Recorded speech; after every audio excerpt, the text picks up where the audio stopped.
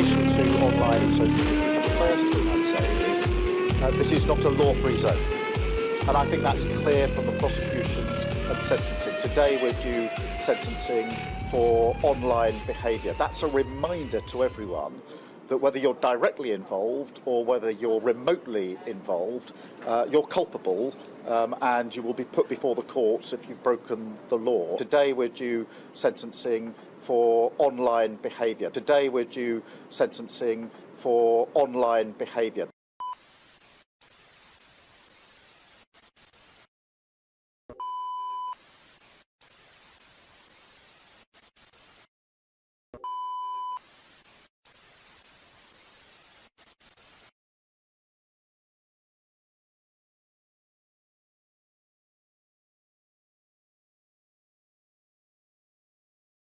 Mic's on mute. Welcome. That's what I was saying.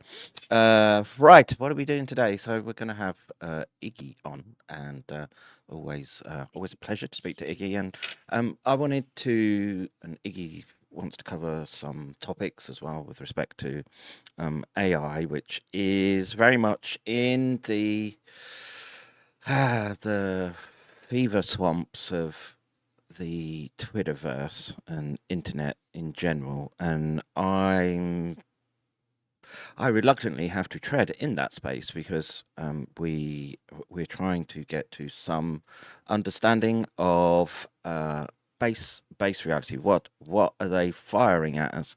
What should we be concerned about, and what can we do about it? And so, Iggy, are you there, sir? Hey guys, how's it going? Good. You seem a little on the quiet side to me. Give me a sound check. I'm going through a headset, so is it clear or is it just quiet? It's a little okay. muffled. I think it's sort of. Okay, hang on a sec. Yeah, it's good now. Okay, just try that. Is that any better? Yes. Wonderful. Okay, so. Okay, cool. All right, you're in, Charles. What's that? You could hear, right? Yeah, I can hear him. Good. Yeah. Good. Okay, so we had sort of conflab before the stream started, and so what I think the title is sort of self-explanatory from my perspective, which is that you're seeing a lot of conflation and let's call it hyper-association, around which I think, well, my personal view is that it essentially opens yourself up to attack from psychological operations where one to bite down on this particular poisoned apple too hard. And so I would like to I want to show a couple of examples which are sort of getting pinged at me as I'm in this thread of insanity, and it involves some well-known tosspots. I've just been in this space for a long time, and you of course want to expand on that with respect to how we should be approaching these subjects and what seems achievable versus what is essentially the fantastical. Is that a fair way of prefacing the stream? Maybe losing. It's up to me or Charles, sorry. I was talking to you. Anyone out there? Yeah. I, very quickly, I think that we need to consider terminology, and definition is absolutely fundamental to the whole of what we're talking about with AI and AGI, because as soon as we do that, we immediately reveal a massive dearth of understanding, equalized understanding, right? And that means that the problem set that you grow out of the AI concept or the AGI concept was never sharp to begin with. So you can't expect anything other than to end up with a massive grey amorphous blob down the pathway if you never defined anything. So I think that is critical up front. What the hell are we talking about in order to be able to imagineer what we might be dealing with in the future? And then when we do that and we set into context, that some of the people that you're no doubt going to flag, you'll just start realizing how they can exist is because essentially they're using no definition, so therefore they're able to assert anything because their audience are basically idiots, essentially. Eloquently put. Just, I think they're idiots, Charles. Any add-ons to that? Oh no. I'm enjoying this. I mean, it's coming in the on the heels of, we talk about pollution in the information space, but I don't know if you've, Iggy, seen just in the last 5 or 6 hours. Right now, the U.S. is receiving a flood of propaganda, but the latest is Department of Justice saying that Dave Rubin and Tim Pool and several others were being bankrolled by Russia under the table. So where can I get some of this Russian moolah from? I was about to say, there's no under the table rubles coming our way. But no, you're right. But you're Dave Rubles has been getting rubles. Yeah. And so anyway, I just wanted to throw that out there because it's escalating everywhere from this stupid. I say stupid. I'm probably gonna go to it, but this thing called Rescue the Republic. I have no idea who's funding it, but it's Brett Weinstein and Tulsi Gabbard and RFK Jr. and Robert Malone getting together in the mall in D.C. to protest. There's all this stuff. Candace Owens has just debated Rabbi Shmuley. There's a whole bunch of polling saying that what's her face? Kamala Harris is ahead, even though the betting markets don't agree. And so I think all around us, just like as we've been talking about, it's accelerating. But then I think you're absolutely right to focus, because people, I've mentioned the anecdote of back in 2017, I was part of a symposium. I actually was a judge for Innovation Challenge, a Marine Corps wide Innovation Challenge, where they had groups of Marines came up with new ideas, and we were supposed to gauge them on their worthiness. And but after that, there was a symposium where Singularity University, which is just this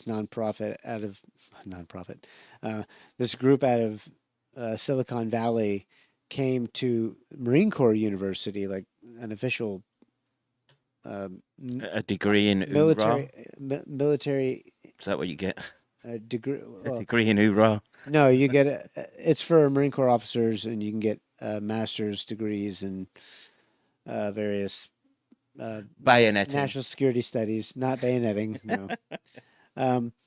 But basically, what I'm saying is that what I witnessed there during that symposium is that we had this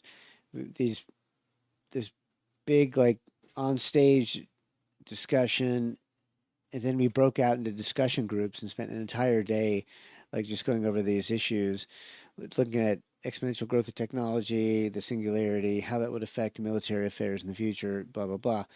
And so and that was 7 years ago, and I was witnessing, top Marine Corps officers be clueless about the implications of this, and just not grasping that you couldn't use a traditional framework to paint this picture. And so I think this is a timely discussion, even though I came in on it super late as you guys were prepping this. But yes, vaccine mediated AI, the difference between AI and artificial general intelligence and digital twins. Yes, absolutely. People have no fucking idea what that means. And so it's allowing these terms to be manipulated by stupid people. Actually, it's funny on the screen.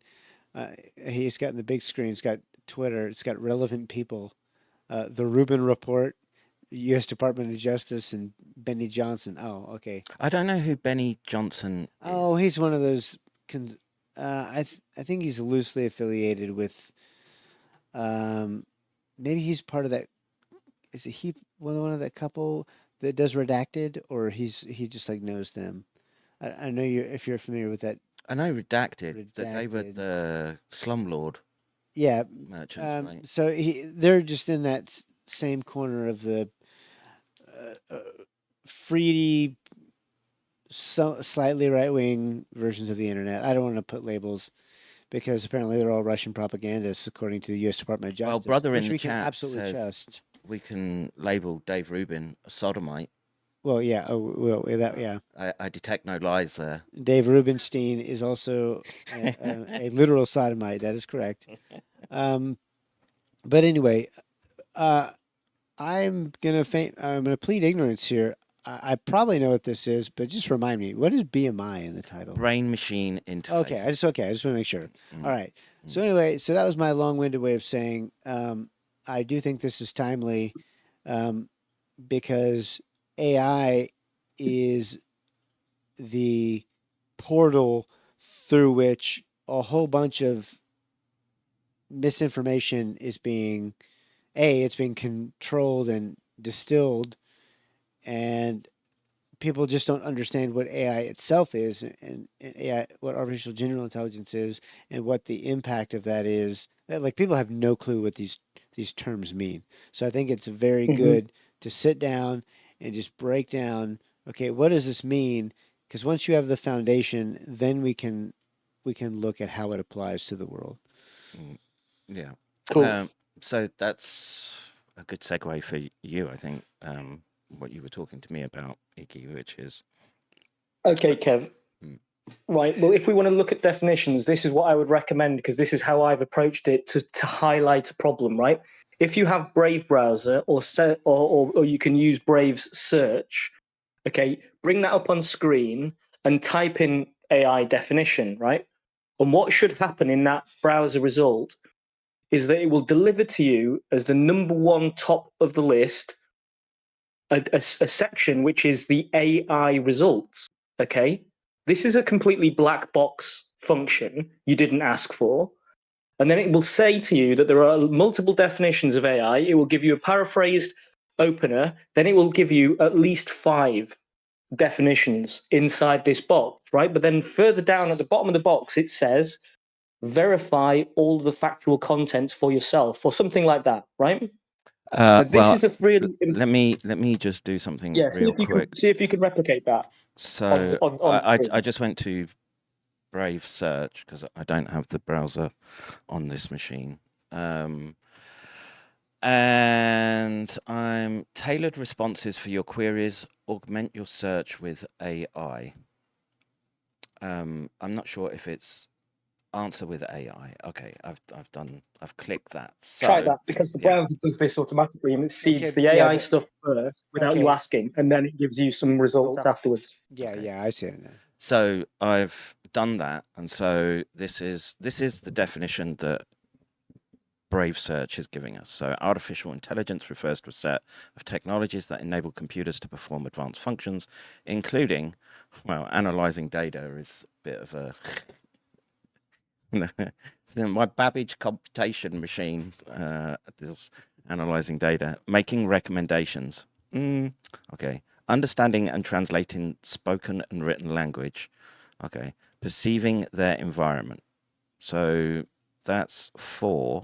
And go to key concepts. Yeah, so artificial general intelligence, the long-term goal of developing machines that can solve a wide range of problems with breadth and versatility, similar to human intelligence.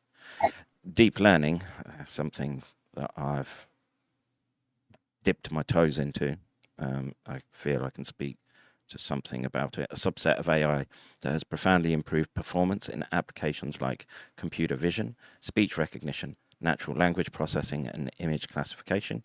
AI agents, software entities designed to perceive their environment, make decisions, and take actions autonomously to achieve specific goals. And let's just see what you've sent. So I've just sent you a screenshot from my Brave AI, Brave browser with AI results to show you how, without asking it to, the first thing it delivers to me is essentially some kind of AI-derived amalgam answer, right? So I didn't even want that. But then you'll notice down there somewhere, if you can bring it up on the screen, you'll see that yeah, I was it about says... to share screen with you. Just bear with me so you can see. Share screen. Bing, bing, bing, that one. All right, so you should be able to see it now as well. Okay, so Charles, can you see that now? Yeah, we're both looking at it. Yeah, we're both looking at cool. the big screen. Now, I actually, I just want to interject here because this may be half of a non sequitur, but as it just so happens, I know Brendan Ike. Do you know who that is? Not off the top of my head, no. No. He's the person who invented the Brave browser. He's the person who Oh, invented yeah, okay. JavaScript and Mozilla and sold it off for, $1 billion or whatever. And he follows me on Twitter. He's followed Drastic since 2020. And I've actually spoken to him offline a few times, and or not like in depth, but at one point to tell him that Google was manipulating their search results so that way they couldn't even pull up his like you would try to search for Brave browser and it wouldn't even show up as an option in like the first 3 or 4 pages on Google. So I had the pleasure of telling him that. So if you're ever curious about what Brave might be thinking behind the scenes, I can just DM Brandon because he's a really nice guy and he's a big believer in freedom. So yeah, it's worth checking because I believe the browser is completely captured, right? It's no more trustworthy than anything else, right? And no browser is. And right? he would say something similar. He would say that it's the best that they can do with what they have, but his main goal is to provide a platform that doesn't retain your information. That's the primary goal of Brave browser. Cool. So he realizes that everything connected, everything else is going to have pollution in it, but the selling point for him is that they do not collect any information of any kind whenever you're using it. Right. Okay. But anyway, okay. Right. So if we look at what's on the screen now, we should see artificial intelligence is this primary section, which is all AI generated results, right? And we see it admits there are 5 at least different definitions that it delivers to us. And then after it delivers those 5 definitions, it literally says, it's worth noting that there is no single universally accepted definition of AI. Okay? Blah, blah, blah, blah, blah. Go right down to the bottom of that section, zoom in, next to the thumbs up, thumbs down, share, and something else icon. You'll see across there, it says AI generated answer, please verify critical fact. Oh, yeah. Right? What does that mean? It's quite straightforward. Yeah. All of this could be absolute fucking bullshit. No. You're missing it right there. Yeah. AI. Oh, I see it. Yes. Yeah. So I guess it depends on which large language model that they're building these results off, and basically the how accurate they are versus their utility. And I'm, I was saying to Charles the other day, right? So just for like MATLAB, what would take me a day of coding in MATLAB to do, to write out the function that I want? The large language model can do that in 20 seconds, provided you give it the correct parameters to work with. And this to me seems like it's a useful tool, provided you know what it is that you want it to give back to you, and you know that it's not spoofing you with that answer. Yeah, but hang on. The fundamental problem here is way deeper than that.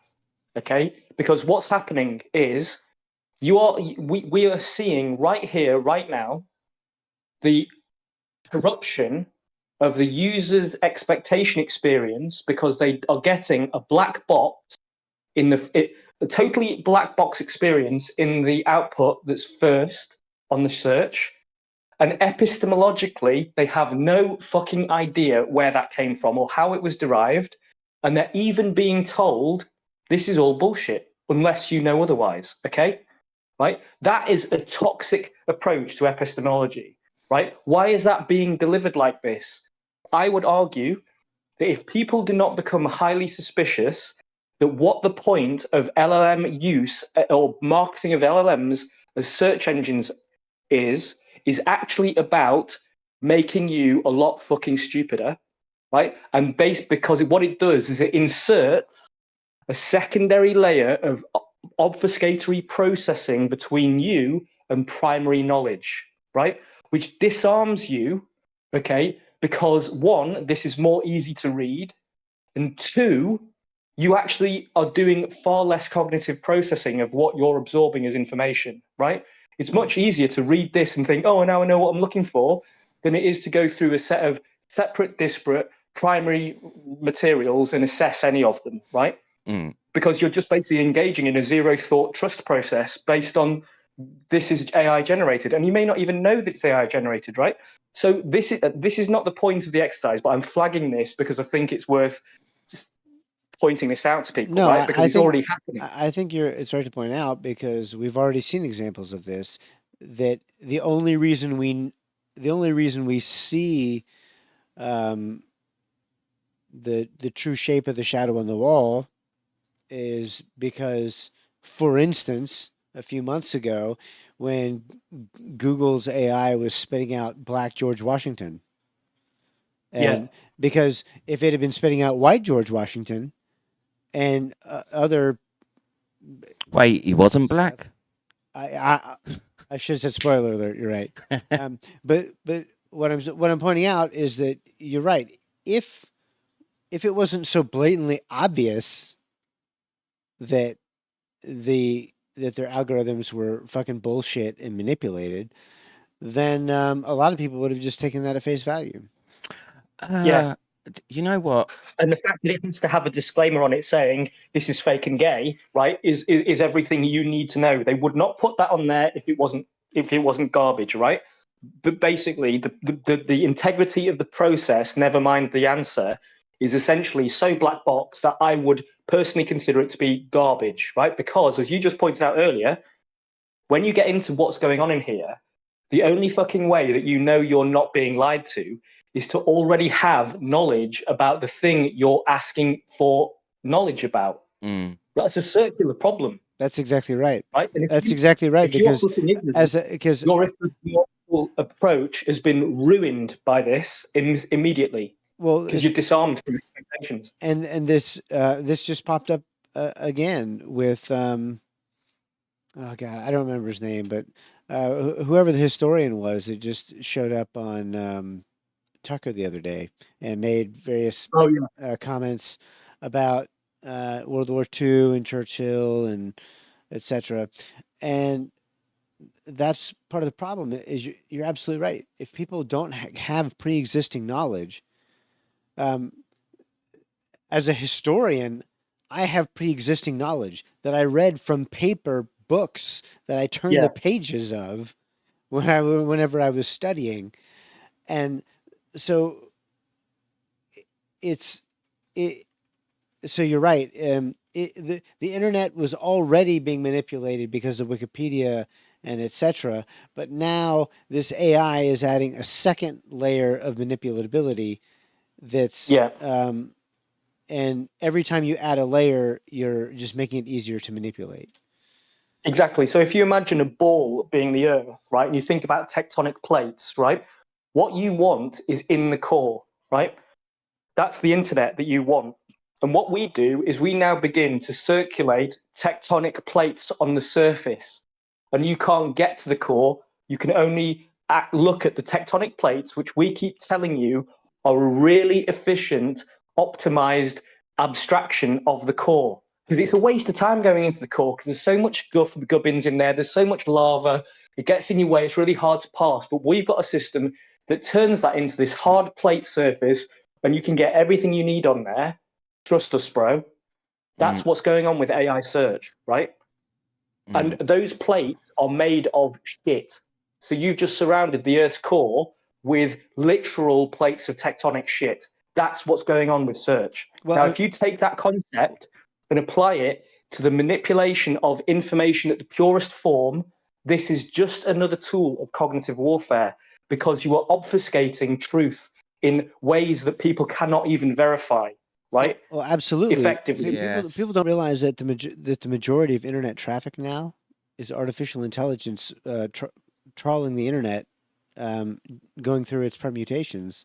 Well, you know, that's a step up from it just being porn emails being sent Pornhub, back and yeah. forth. Right. So basically, Actually, it's AI the is Rubik watching porn now. It's just the a Rubik's complete porn cube. addict. Basically, instead of holding the Rubik's cube in your hand and holding it, there's iterations running the Rubik's cube, and there's iterations on top of that, learning from those iterations, iterations on that, and so nobody's actually touching the Rubik's cube anymore. Yeah, and so Exactly. there's this. It was already there prior to the emergence of, you know, and it has been an explosive emergence, but you knew that the searches were starting to be curated way before.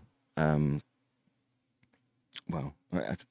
what's the Curated's being too nice about it, Kev. You know that. Yeah, yes, Robert Epstein yeah. back in 2014 published his first set of papers, 2014, 2015. And then after Robert that, Epstein, he got funded. I'll give Glenn Beck credit, because Glenn Beck raised a couple $1 million. So that way, during the 2016 and 2018 elections, they were able. He was a researcher who captured the manipulation of search results in real time, because that was the only way you could do it. And he was using different machines, randomized people in different states, and showing that they were manipulating search results. Right around the election time, and that was a decade that was Robert ago. Epstein, wasn't it? Yeah, Robert Epstein, Richard Robert, one of those two. Yeah, so he did excellent work, and that was a decade ago. So just imagine what's happening now. Yeah. Right. So. Well, I was just going to say, how much can we trust the Tim Pool story that's broke then? With I don't trust any of this bullshit. Mm. Tim Pool's running his own agenda. I listen to people speak, and I take it all in, and I make assumptions that it's filtered. And so I listen to Joe Rogan, and I don't think he's the prophet of Jesus or anything like that. But I listen to the discussions because they're interesting. And what I observe more than listening to discussions is observing the reactions to these discussions, because I think that tells me more about what's the underlying issues than the discussions themselves. Yeah, where they're putting the blocks. Exactly. Hang on. Everything you need to know about Joe Rogan is revealed to you on a 3-monthly basis every time he has Mike Baker, ex-CIA, on. That tells you exactly what Rogan is. He is now the alt media manifestation of the mainstream media thought control machine.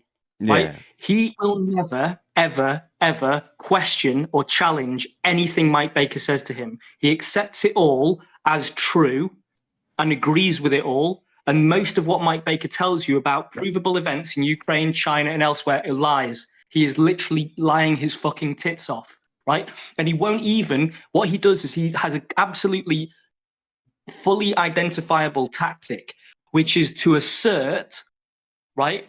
And then he says, but I don't want to get into that, right? He'll just make assertion, but I don't want to get into the detail, but this is still definitely China's fault. This is still definitely Ukraine is going to win, blah, blah, blah. But I don't want to get into it. But anyway, and then I crashed my truck, right? And then they spend 3 minutes talking about the fucking truck. It's like, no, why don't you go in and ask him for the evidence that backs his opinion? Oh, you won't, Joe, because you're the fucking gatekeeper. Yeah, right? there's You another the gatekeeper. individual, and I'm trying. His name begins with Z, Zahan, something like that. Oh yeah, Peter Zaheen or something like that. Yes. I've never bothered to watch. Oh my Is that god! the guy? Yes, yeah, it's awful, and I want to say that. Trigonometry does it. Sorry. Those British lads, trigonometry, Constantine Kissin, and the guy with the specs, they're doing exactly the same thing. All of these boys are all in a racket now. This is the evolution of Mockingbird media, right? Yeah. They're all in on it. Yeah. You Yeah. can all tell because it's what they don't say, right? It's Yeah. what they don't say. Yes. And that, I think, has always been the case. No, and it's worse than that, because you have a situation where there's blockages to where they won't say something, but you get this sluice gate opening, and then you get this torrent of bullshit which comes out and is there to confuse people, drag people down, make them feel like they're pseudo experts in a domain, and they very obviously don't know what it is that they're talking about. And that's what I keep bumping into as I see people discussing the tech that has been, or they think has been deployed around the amorphous term artificial intelligence and nanotech. Okay, there's one really pointed, straightforward proof on Rogan. It's this. Joe Rogan had a guy called Terrence Howard on, an actor who now claims to have got some kind of insight into fields of physics which other people don't have, right? And so he just came out with a load of psychobabble. I mean, I didn't even bother watching this. I don't watch Joe Rogan anymore, really. And I didn't watch this. I just saw some clips, and I could tell immediately from the clips, horse shit, right? Because one of the claims, his credentialized claim is, but I've got patents. So what, right? Anyone who knows what a patent is means none of them have to work. Right. So therefore, having a patent on something means fuck all. Right. Unless you've actually got an instantiation that proves that the patent works. Right. Well, and Joe Rogan never said that to him.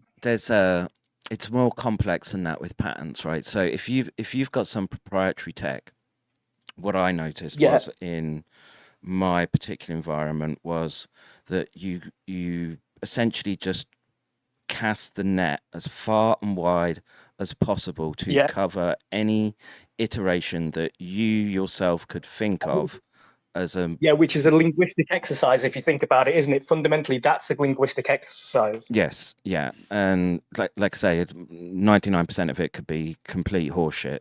And there were some safeguards, right? So one of those was you weren't allowed to patent software.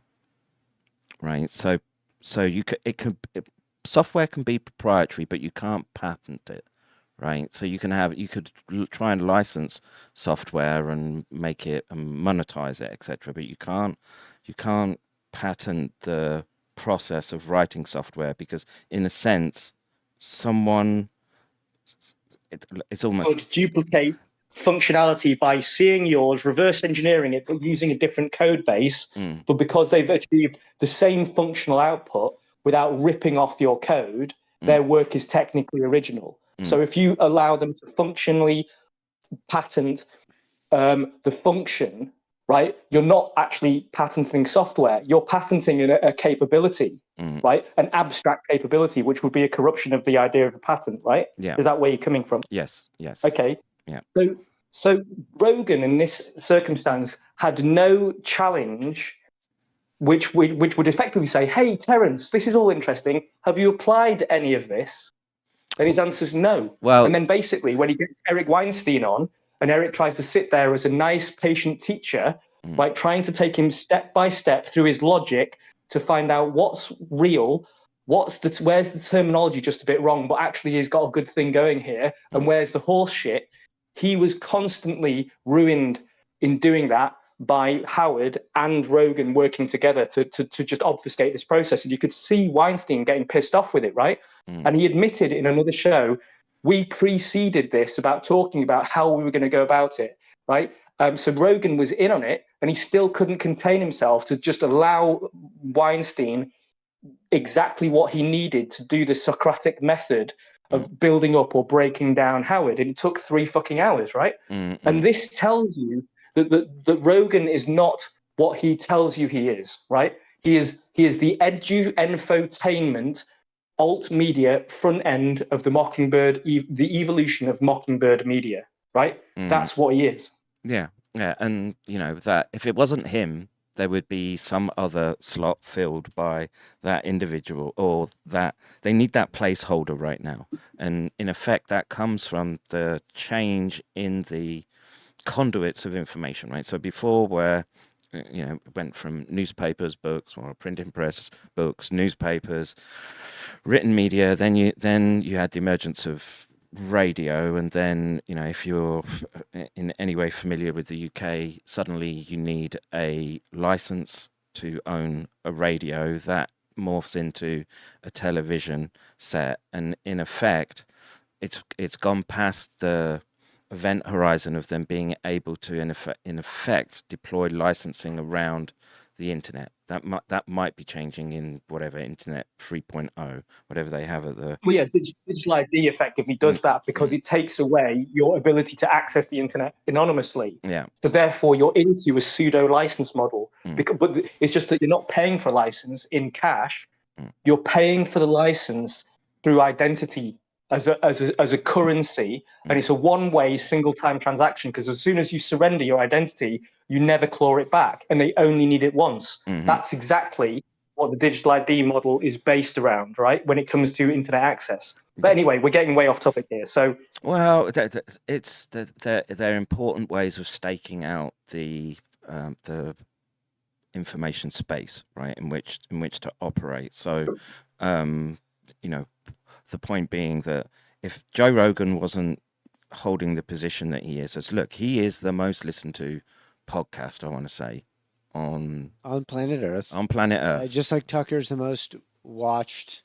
So basically, between the two of them, they have massive influence, and they've been supported in that, and they've co-supported each other with Elon Musk, who puts himself. And it's important to point out that this isn't just tangential to this debate, because who goes on, and I happen to like all these people. I don't have. Hello, man, on a car journey. I'll stick on them.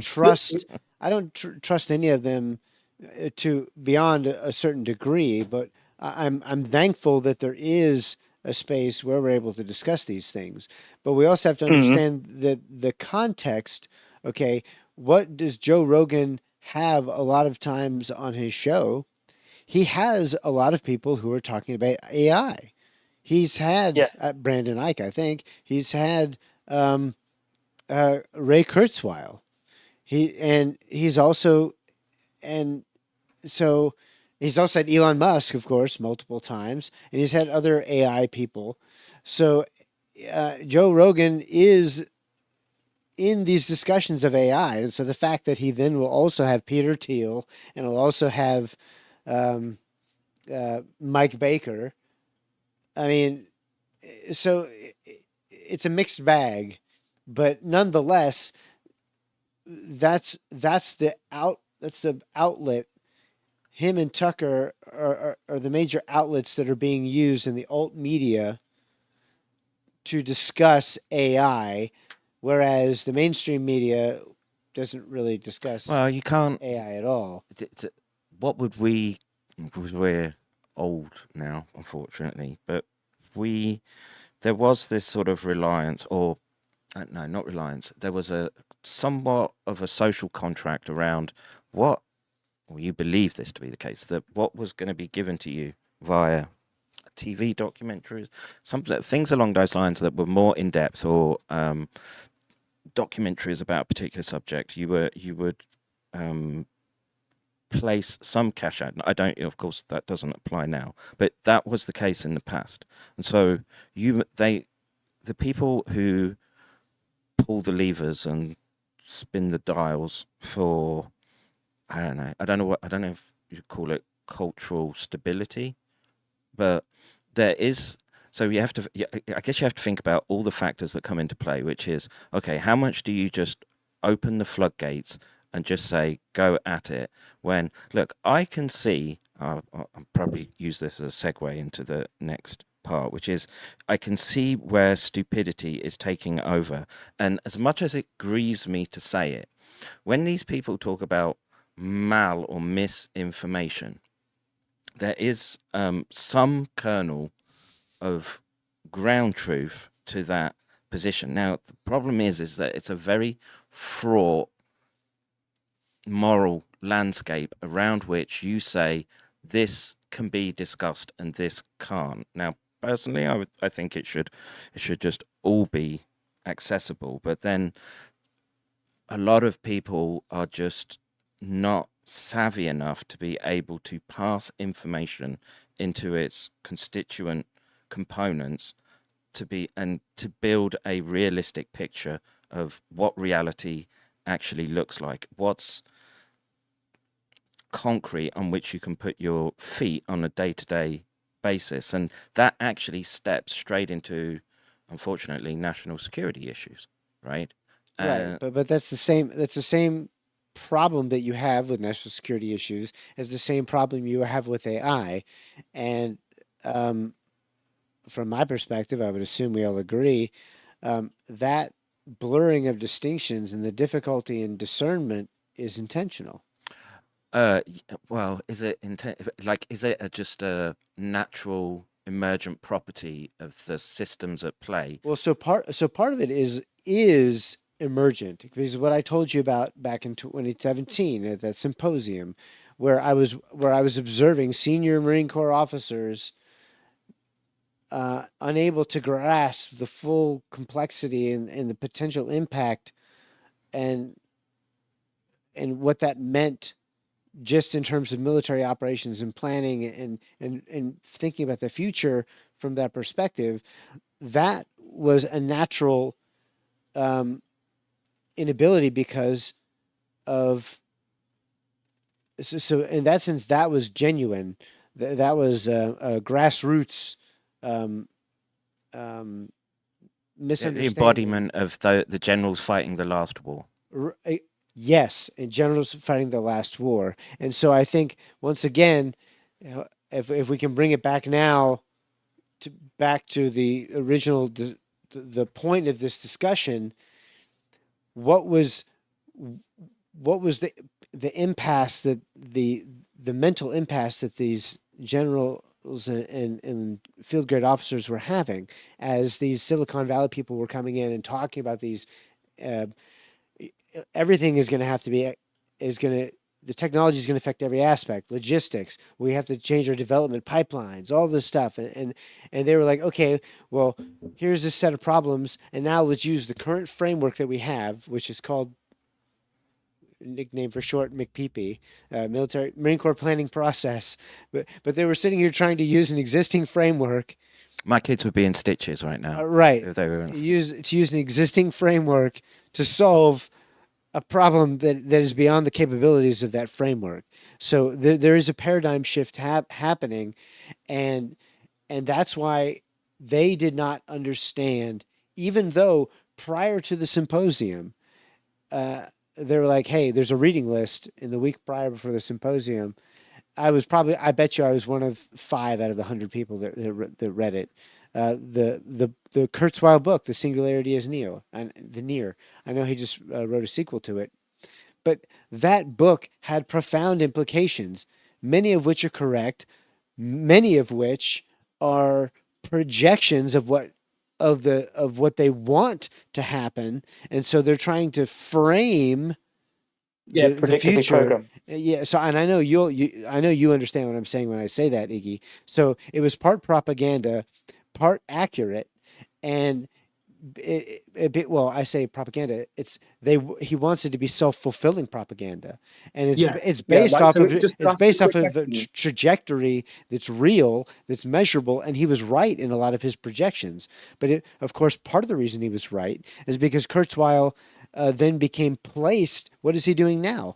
For many years, manifest. He was literally at Google as their chief innovation officer, manifesting this crap. So once again, so I guess, so let's kind of close that off and say, okay, there's this real problem that we have, which is that they don't have as much control over this growth of technology as they want us to believe they do. But the only thing that we know for sure that they want to control is us, and they want to have control of. They want to be riding this galloping stallion as it goes off into the future. And so that's why. Yeah. So let's get back now and let's say, okay, let's provide these. Let's provide some firmament for us to stand on in terms of the AGI digital twins and the interface between the two. Well, so well, okay. While you do that, I'm going to just check I've got the tab opened up. So, yeah, okay. Well, look, I don't know what you want to do in terms of like picking up either any one of these things here, but what I'm just going to say is that we should very quickly scan the IBM What is AI page just to show the viewers, what it says, because it says a lot, right? And it should be read as a good working initial definition, even if it's long, right? Because that exposes the very broad field of AI, which you should know is a broad field, which you should not be satisfied with a 3-line definition. Because as soon as you do that, you've already made the most critical error of perception, right, about what AI is. Because AI is broad anyway, and it spans a huge functional range. It also spans a huge perception range in both people inside the field and the people who are on the outside, i.e. customers, right? And then another thing it is the most misused marketing term of the 21st century. Right? Because how the fuck can you have an AI air fryer if all that the AI air fryer is a weighing basket and a camera that's connected to an algo of machine vision algo that can recognize chicken or pizza or a steak correctly about 95% of the time, right? That's not AI, okay? That's at true. all, right? That's true. So when we amalgamate those three issues of how long is the definition and why is it that long? And what do you learn about the entire fundamental construct as soon as you open your mind to a longer definition? And B, what do you actually see in the world manifest from inside and outside in the spectrum of this broad field? And then C, what instances of AI are just lies because there's just somebody sticking a label on everything, calling it all AI. If you don't take those 3 points of view, you're a fucking idiot user, right? I absolutely want to use language like that because people need a kick in the face, right? Because if they are not aware of what they are, they're going to get fucked fast. Well, right? yeah, it's the difference between they become being an investor and a speculator. Most people are speculators and they don't know or they don't want to admit it because the difference between a speculator and an investor is knowledge, and that's it. Right? They're weaponized. Oh my God! Yes. Oh yes. That's an incredibly important distinction that even fellow people in my business school class didn't fully understand. They didn't. They had a false. They had a misunderstanding of the depth of their own knowledge. Yeah, and look, what do you need to, even if you, okay, break it down to its constituent parts, which is, what is machine learning? I was just sort of scrolling through that, and artificial intelligence, etc. Much of that is built upon this convergence between computation, computer science, neuroscience, and I would say the quantitative biology fields. And what you see is this, and this is, I think this is always the case with any bleeding edge topic, and it could be, you could go back 150 years and it could be your Babbage calculation machine and what have you. It doesn't, and you will always see this morphing and mixing of our best, or we try to describe best technology or best understanding of let's just think of it in consciousness, right? So I know it sounds like left field, but in order to try to understand consciousness, what we often do is use the technology available at the time to say this in effect works like this. And so you go back and look at biology, and they would look at well, once they'd opened cadavers up and realized that there were tubes and pumps and hearts and what have you, that they would describe and talk about things in these terms. And as I scroll through and I just see all the subject matters there with IBM's definition, that's primarily coming from cognitive neuroscience, behavioral neuroscience, and the way that we've gone about trying to deconstruct the anatomy and physiology of the brain, right? And the simple fact is that there are overlaps for sure, but do we have the fully rooted understanding that we think we do when trying to deploy these terms and trying to make our technology do what we think our consciousness is doing or our biology is doing? Does that make sense? Yeah, but I mean, I don't think we need to go to the extremists of trying to draw parallels with consciousness at the given technological state we're in, even if there are, it's connected distantly to that endpoint concept, right? Because we can actually just break this down much more simply for people who are just at the lay level. And this is how I would do it, right? In a way, if you want to think about AI, you can simply consider it to be forms of what are obviously called machine learning, but there are many different models of how a machine can learn. And essentially, you can consider it to be that you write a computer program, an algorithmic computer program of some degree of sophistication, and you put it into a box. You close that box, and then you flood the box with data, right, which is essentially like learning, like training, which is called training, right? And you don't entirely know what's going on in that box, right? But what you're then giving a shit about is what the machine spits out in terms of when you test it and say, right, you've been trained to identify chicken in all its forms, right? Partial, whole, living, dead, etc., right? Because you're going to be the vision machine for the AI air fryer. So you don't give a shit about, or you actually don't know all of what's gone on inside the box. But what you test is how many times can it get chicken right from all of the times you show it chicken in all its forms. And if it's hitting that like 99% correct, that's all you care about. And you basically go, right, great, the machine has now learned what chicken looks like in all these different variations, right? And that's good enough to deploy it to an air fryer, right? That's one manifestation, literally, of what AI is at the current level, right? And what this problem points out is that in a load of machine learning and AI in some point, there's always a black box somewhere in process, right? Yeah. Now, even if it but that for sure comes from neuroscience, right? So we look at the interaction of a neural network, and we can kind of say, okay, we look at the cortex, and I've pulled it up on the screen, right? So the cortex is structured, most of the cortex, in 4, 5, or 6 layers. You could argue that there are perhaps other pseudo layers in there, depending on what the function is doing, and it in a form that is less clean than what you're looking at on the screen, which says deep neural network. The input layer actually sits somewhere in the middle, and what we seem to be able to infer just from, if we took sensory cortex as one of the better understood neural networks, we kind of say, okay, there's this projection up and down, what's called a cortical column, and there's an output that comes out, and then within that column there's debate about what forms a functional column in this instance. Is it one neuron to one synapse, or is it an amalgamation? And probably the right answer is that dependent upon the task will depend upon how the column reacts in a dynamic sense.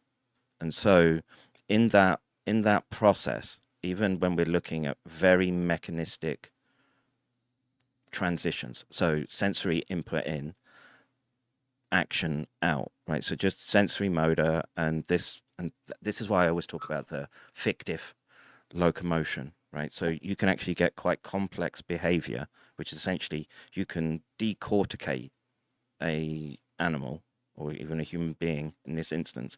There's enough reflexes embedded, and you could argue that the sensory and muscular architecture up and down the spinal cord and into the areas where you need the brain to maintain function enable you to develop what are called central pattern generators, such that you can respond. So you would walk, and then if you put an obstacle in the way, it'll have the reflexes to step over that obstacle in its most basic form. And this we can map that generally quite well. Where this begins to break down is how the networks around which there are, that's not ambiguities, but there's fuzziness as to function. And to give you an example of even how sort of complex it can be within a nested column set. So for example, so most people are familiar with the homunculus, right, which is basically you look at the representation of sensory and motor cortex, and the representation on there is increased in size or decreased in size relative to the level of precision or sensitivity that you would require for its biological operation. And in there, or within that homunculus, you can break that down further such that you would have, so if you just took your shoulder, which is a low dimensional actuator relative to your hand, right? And so you would think that that would be a relatively simple representation, but you can find functional representations embedded in that architecture that are ostensibly hidden relative to, well, I'll say the old or dated techniques for probing those networks. And so there lies the problem, which is that there's even though you might have what seems like a simple network, you don't know all the permutations and all the interactions required in order to make even something essentially what would appear simple to us, which is movement. I know it was a long-winded way of which gets you into a problem that's important later, depending on where this discussion goes, but it's testing, right? Because if you basically can't, if you've got a black box, right, or hyper complexity versus compared to your relative position, right? You've got a relatively hyper complex situation, which is not black box, or you have any degree of black box. Every aspect of your testing is compromised because you're having to assume something in the test, right? In its test design, build, execution, validation, right? Because you don't know the full picture, right? And therefore, that means that in a hyper complex situation, you can try to produce fucking gigantic amounts of permutations of test, but you only need to miss one, and that one only needs to be critical under certain situations, which may not themselves be complex, for you to suddenly enter critical failure, right? Yeah. Which negates all of your testing because that was the one thing you missed and it turned out to be a problem. Where have we seen that? CrowdStrike, right? Exactly that is what is CrowdStrike, and that's not actually that complicated when you look into what the fuck's going on, right? And that's not even AI. CrowdStrike was literally 2 months ago. Is that the one? Yeah, 2 months ago, right? Which literally, I don't know how much of that was someone flexing their cyber capabilities versus an honest mistake in this one. But neither one is optimistic for the near future. No. Yeah, and the thing for me there is you should be worried because the first thing that should have been dealt with is an attack, and the fact that it wasn't tells you there's something else going on, right? No competent person would have dealt with that without arresting everyone in CrowdStrike to stop anyone, a threat actor, from leaving the building, right? Because you don't know that if you're going, hang on, all of the Western US hegemony internet connected stuff just got fucking taken out. So that's trillions of dollars of business loss. That's an attack, right? And it's an attack until we know it wasn't. And if it wasn't an attack, then we need to eradicate all of the incompetency model that allowed that to exist on so many vulnerable systems, right? And they which haven't. is precisely the game theory approach that we're taking around what was SARS. You have to look at that until we can disprove that it wasn't attack. You have to presume that it was in this instance, and this is where we're I don't know, we're bouncing up against this. What we can what's that Rumsfeld quote? You know what you know. You're known, the known unknowns. Yeah. That one. Known knowns, known unknowns, and unknown unknowns. Yeah, that one. The tongue twister one. And so so why is this important? Because we're doing this because we're trying to, in a sense, coalesce enough people that this was a discussion we were having the other day, which is you're sucked into this threat environment, and now essentially all you can do from a strategic standpoint is hop from one foxhole to the next and get as many of your team members into there so that they're then proficient for the next hop. And that might require this, and I've been going on about this a lot actually. It's just there are skill sets you have to build out in a community that basically can be deployed rapidly, and so that you can pick apart what is an obvious, well, most of what we're going to be facing, thankfully, is just psychological operations rather than the more, I don't know, bloodthirsty type kinetic, I guess. So yeah, I want to sort of transition to the, unless you wanted to just add something to that, because I think that's a pretty cogent point on which we've reached, right? That you're in a threat environment. You have to, we're in the position where we have to perceive it as such until we can otherwise dismiss that particular effect. And so then we have to look at, okay, what are the examples of amplified or weaponized language around this technology, around which we must maneuver what seems, I don't know, doable at a practical level versus what is the it's essentially the, what did you say? It's the galloping stallion of this language of the event horizons and Kurzweil's. Yeah, I mean, there. Once again, there's it's part propaganda, it's part predictive programming, and in the case of Kurzweil, it was based. He's doing both, but his projections are accurate because they're based off of real world understandings of, Moore's law and things like that. And so there's a factual basis for his projections, but he's also he's trying to produce a self-fulfilling prophecy when it comes to the outcome of this technology. Yeah.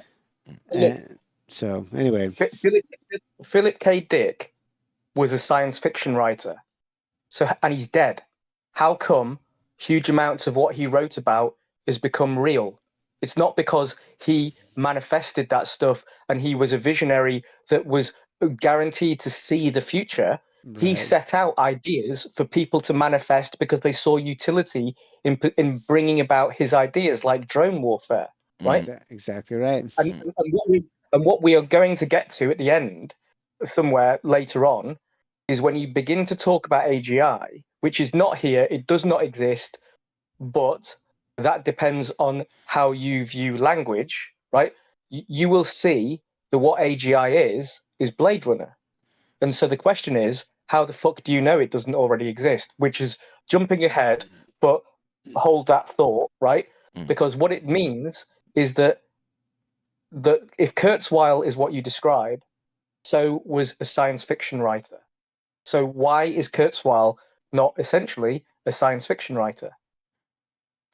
Well, he has a background in metaphysically, philosophically, he is a science fiction writer, right? He happens to be also a foot on both camps, so he can imagine and he can manifest, whereas Philip K. Dick only needed to imagine because other people manifested. Well, I hope we don't manifest too much Philip K. Dick, because some of his books I read were horrifying. Yeah, I mean, I don't know how. That's not the most optimistic. Yeah, I've seen Blade Runner a dozen times. I recently saw the sequel again, and still to watch that, but you have to. It's perfect. It's 2049 is a perfect sci-fi movie. It's really, really good. okay. It might be better than the original. Well, I know what I'm doing after this then. All right, so I want to, in light of that opening salvo, look at some stupidity, right? And it's a useful exercise because this person is a known quantity, and there are some elements to it which are instructive as to how to be approaching information sources in this high threat environment that they've deployed. And so let me do this, and I don't know if I'm sharing. I might just stop the screen share with you a second. I don't know, tell me if you can hear this, dude.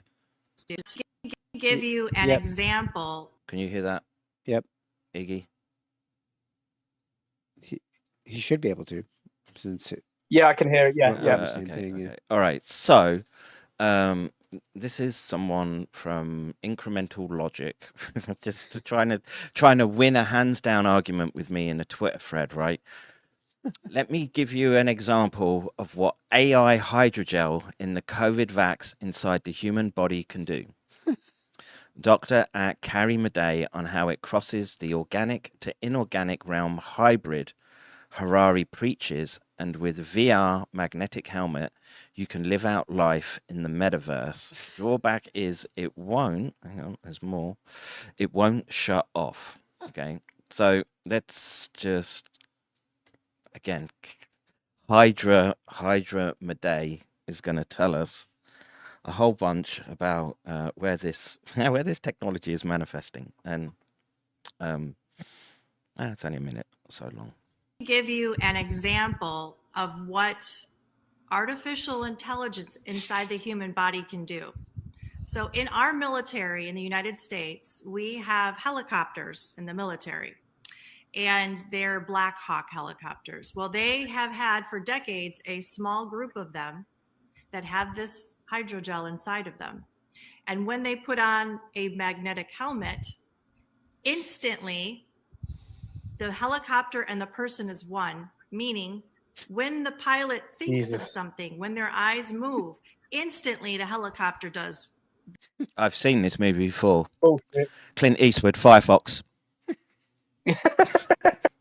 Well, hang on, ask yourself, Kev, why is it that there are no aircraft that have backward firing missiles like they did in right? And if they don't have that, what the fuck's she talking about? Well, so the first thing to, it's not done. It's you got to think in Russian. Maybe those Russian planes have rear firing missiles. We don't know. So Rabbi Shmuley projectiles. What's the Russian word for reach around? Would that be the launch word? You'd have to think of the Russian word for reach around. Hold on, I'm searching right now. So, whilst Charles is looking, everything she has just said is complete garbage, and it's easily broken down. Yeah. So the first thing there is she doesn't know what the first thing is think about the platform that she's discussing, right? And there's the tech that we do know is extant. So she's basically saying and she's almost sounding like Kamala Harris talking about Yeah, Ukraine. so we have helicopters. Yeah, Well, Kamala Harris What? talking about anything, but it's just, you know, where she does Russia and Ukraine is a country smaller than Russia. Yeah. no, just here, just finish playing it, so that way. Yeah. I think it'd be better to do that. The thought or the eye movement. Also, when the helicopter is gets more equipment or upgraded, the pilot doesn't have to study. He just sits there, Oh my puts god. the helmet on, and it's downloaded like the Matrix. So, Oh, fuck in the off. beginning, this was a great success. Oh, what a great fighting machine. The helicopter and the man are one, or the woman. But this is what has happened. Yes, let's As not be more sexist. electronics are in the environment, this doesn't shut off. And in their normal fuck daily off. life, they were getting weird thoughts, weird messages, because things were coming into them that weren't their own. And That's they have an incredibly, incredibly high suicide rate. that's a personality They disorder. cannot live like that. That's This is an paranoid delusions or personality disorders Uh, or schizophrenia. So look, Well, narcissistic pathological lying would also, for hits, would also satisfy that. as well. Just so y'all know, reach around in Russian is aboyti vokrug. There you go. I will commit that one to memory. Aboyti vokrug. There you go, guys. Anyway, Um, hey, I just taught you something more valuable than everything that she just said. yes. You did. There's still more. There's still 10 more seconds. Hang on. Go an on. example. Let's don't Just deprive one me of the gold. example of how it is not the fantasy that you believe, because how do you know what thought is yours and what thought is not yours? This sounds So like that's sounds like your assertion mushroom with no trip. evidence. Well, so like I say, I know her backstory somewhat because I was just, well, it's just as I had to sort of speak publicly in this domain was that the reason I did it was because of bullshit shovelers like her, Kaufman, etc., that were just obviously playing a part or just being used strategically for whatever, put whatever strategic target you want or goal on it. But for the people that's listening to this, right, when she's describing why the Black Hawk helicopter, I know the tech she's talking about is not it's not there for offensive capabilities that you would be stitching on basically she's describing the cannon and yoking system that the Apache helicopters have, where the gun will follow the pilot's vision so that what they're looking at it's already trained on so that they can fire the weapon. That tech exists. But the fact that she gets the platform wrong, in my view, am I incorrect, Charles, that the Black Hawk has a... Yeah, correct. You're correct. Right? Yeah, well, So- there's not a yeah. magneto helmet involved. Mm, I should point that out. yeah. Yeah, the Black Hawk does not have a rotable independent multi-axis cannon on it, right? It has guns on the side which are man operated. You can That's put a correct. fixed cannon on it, and you can put winglets on to carry rocket pods, which will be inherently unguided. Correct. Right? They'll be stabilized, but they'll be unguided. They're trajectory orientated, right? Correct. But you could theoretically, if you wanted to put the avionics upgrade in, you could potentially put in something like a Hellfire or something like that. But that is not the specified loadout of a Black Hawk because it just doesn't meet its mission parameter. That's correct. Blackhawks, yes.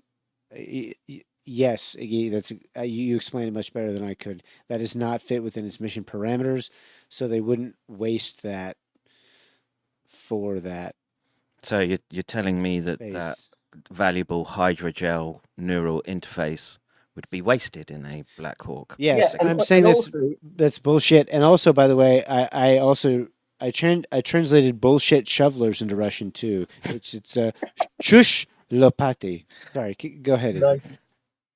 Okay, so look, another thing that she does, right? Because we might as well just deal with this really quickly. Is apart from making the hardware problem, the entire platform mistake, which no one should make that mistake if you have actionable intel about this system. You would never make that mistake, right? You would get the fucking aircraft correct. The thing is about the helicopter or any pilot helmet system, IHADS, has existed since the Apache was made, right? And the way it works is basically that it has its own inertial detection system, so that once you zero it and say, I'm looking straight ahead, right, then you can basically turn off that reference point and it knows. And you can do that in a number of different ways, right? Including, externalized detection and internalized, effectively, accelerometers, right? And those helmets are relatively large, but they're pilot independent. You don't get a fucking brain scan and then it's only your brain. But also, if at roughly that time, the American military and others worked out that if they put a skull cap on somebody, they could detect brain waves adequately to detect a difference between somebody thinking bank left and somebody thinking bank right. Okay? And so what they could then do is just pick off that reading and then tie it to an exemplar model of an aircraft, a little aircraft on a gimbal. And they could make the thing bank left when he said bank left, and they could make it bank right when they could bank right. But they couldn't translate that into a thought-controlled control system for a plane, right? Because if you understand what's cognitively going on in the act of flying, there's a fuckload of things going on in your brain. So you don't have the resolution to pick off each different channel of thought for each axis of control, and then filter it on or detect the degree of gradation. So how much left, how much right, how much down, how much up. You don't have any of that, right? They didn't have that back then, and they don't have it now, which is why the F-35 has got a control stick in it. Okay? And so all of this is basic garbage, and you can tell instantly because she is only making an assertion with no evidence, and what she's saying about hydrogel, in no way does she explain functionally why that would do something that cannot be done with accelerometers, right? And also this claim that so you get a knowledge download through it, right? Yeah, and this is only for a certain number of pilots. All of this is just absolute fucking. This is literally what you could tell at 12 years old. I knew enough about the AH-64 to know that she was bullshitting. At 12 years old, I knew enough, right? So think about the functional retardation you have to believe this woman. Well, this is the perennial issue that we seem to be dealing with, and the question I ask is, why do you see such inordinate numbers going in that particular direction? And I don't. Well, my view is that that's not chance in this instance, right? So what weapon systems can we deploy in terms of the information space? Well, you want people that will swallow this slop, so that in a sense, what it does is it does obfuscate what it is that you can and can't do.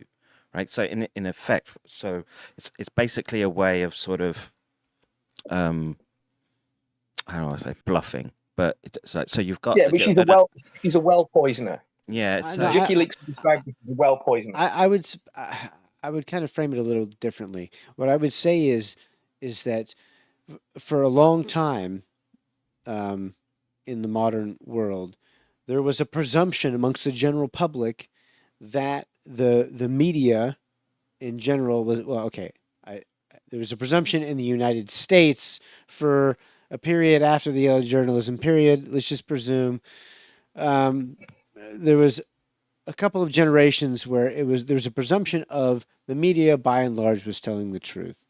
And the problem is not people are now realizing that the media is biased. The problem is that they're turning to alternative media and assuming that the alternative media is not also biased or has its own. And so the truth is that you should have a discernment regardless of what you're watching. And the problem is that people they say instead of becoming skeptical, all they did was shift their trust from one thing to Yeah. another, assuming that that blanket trust could be applied. And to me, that's been the bigger problem.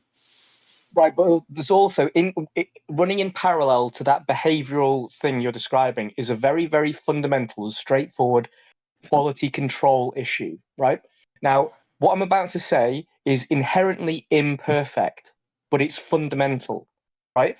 Because basically, in this window of time where you thought the press had some degree of integrity, that implies a quality control mechanism of editorial ownership values, translating down into editorial integrity, translating down into journalistic integrity, right? Those things were a triple layer, at least, with a skill set basis for what is a journalist and what do they need to be a journalist, right? So there's quality assurance at the entry point, and there's 2 or 3 layers of quality assurance above, right? Now, they're imperfect because obviously you can get skews and bias, right? But they worked as well as they did for a certain period of time through the 20th century. But obviously, there's always been propaganda. So they were imperfect, right? But now, and I think I know where you're going with this, so tell me if I'm wrong. So all you Where do we're now going with is- the difference now is that we don't even have those quality control measures and the assumptions that anywhere, which means that's why it's even easier, because once again,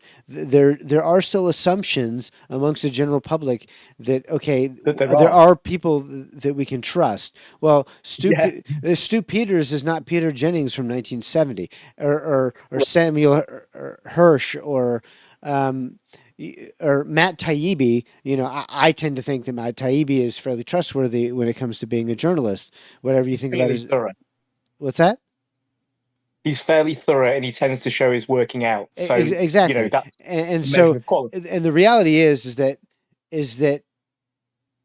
we've made this exact same problem or mistake during COVID, which is we became the alternate. People are assuming. And this is the big assumption. This is why Cooey is able to get away with what he is. People have to. It's the same thing with us. Like, right now, me and Kevin are sitting here. The only reason we have a bunch of it is trust, and it's people's intuition in us. But at least we're making an attempt to show our work and our process, and that's really the only thing that separates us from Kerry Madej, is that at least we're attempting to be more open about our editorialization. Whereas, but you're right that it's the general problem of now we don't know who to trust, and then you mix in this milieu, the AI and the AGI and the misunderstanding of what it is, and that makes it easier for everybody to be manipulated. Yeah, and so, but also people like anyone, right? Anyone providing any form of information to anyone else on in the way that kind of like you would consider to be either alt or mainstream pseudo broadcast, right, is not subject to any quality process. Okay, and the only thing they might be subjected to is a form of regulatory intervention if they ever cross that threshold, and 99.9% of people putting information out on the internet never do. And the other thing is that they may be subject to either a criminal or a civil liable or criminal charge, right? Okay, now most people, again, 99.9% of people don't cross that threshold either. So that means 99.9% of people operating in the information space, no matter who the fuck they are, have zero accountability for the information they put out. So if you're now playing that game in the whole information space, this is why she exists. It's because her calculus is, if I have broadcast power to everyone on the planet, and basically I only need to basically attract 10,000 people, and of those 10,000, I only need to convince 1,000 of them to give me $1 a month, which is fuck all to each one of them. I've just made, $12,000 a year for saying nothing true, for which I cannot be held accountable. And there's at least 1,000 suckers out there, so I better get on with broadcasting, hadn't I? Right? In order to attract them as soon as possible. That's exactly the game of information across the entire space. Well, It's just about probability of clickbait. Can I estimate enough people who are stupid? You're absolutely right in that it's a probability of clickbait, and this is one thing I want to give credit to RFK for, because whether disagreeing or agreeing with him on political issues or anything like that, the one thing I will give him credit for, and I know this because I was one of a dozen people or more who was doing this, is he went out of his way to make sure that any claims that he wrote down that he spoke of, so as for any podcasts that he ran himself, anytime he appears on a podcast, any claims he made, to include the one about ethnic targeting weapons and ACE2 receptors with Jews, he was meticulous about ensuring that there were researchers that were quality controlling it, and that as an attorney who had been in court many times, he was very careful about doing that. But understand that the expense that he went to just to have a dozen, let's assume that he was paying a dozen people, a dozen others that I can name, some of whom are public figures, some of whom are not, who are involved in the publication of his book. Let's assume he was paying them the same thing that he was paying me and Cooey. That meant that ultimately, just for the researching to verify the stuff that went into his book, plus other stuff, more than $1 million, between $1 and $2 million, just for the editing of just the sequel book that we worked on.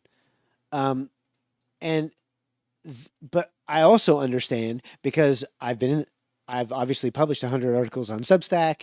I've worked with a whole bunch of other people.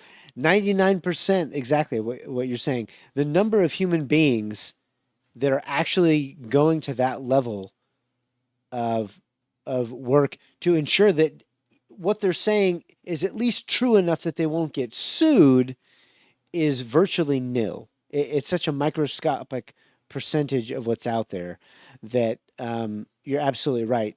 And she's just one example. They can say whatever the fuck they want, and they know that as long as they don't cross that threshold, or they don't say, or in the case of some, if they're getting support from other means to say certain things, then as long as they stick to those diktats, they're going to be protected from it. And it's terrifying. Remember, there's a confluence of factors going on here.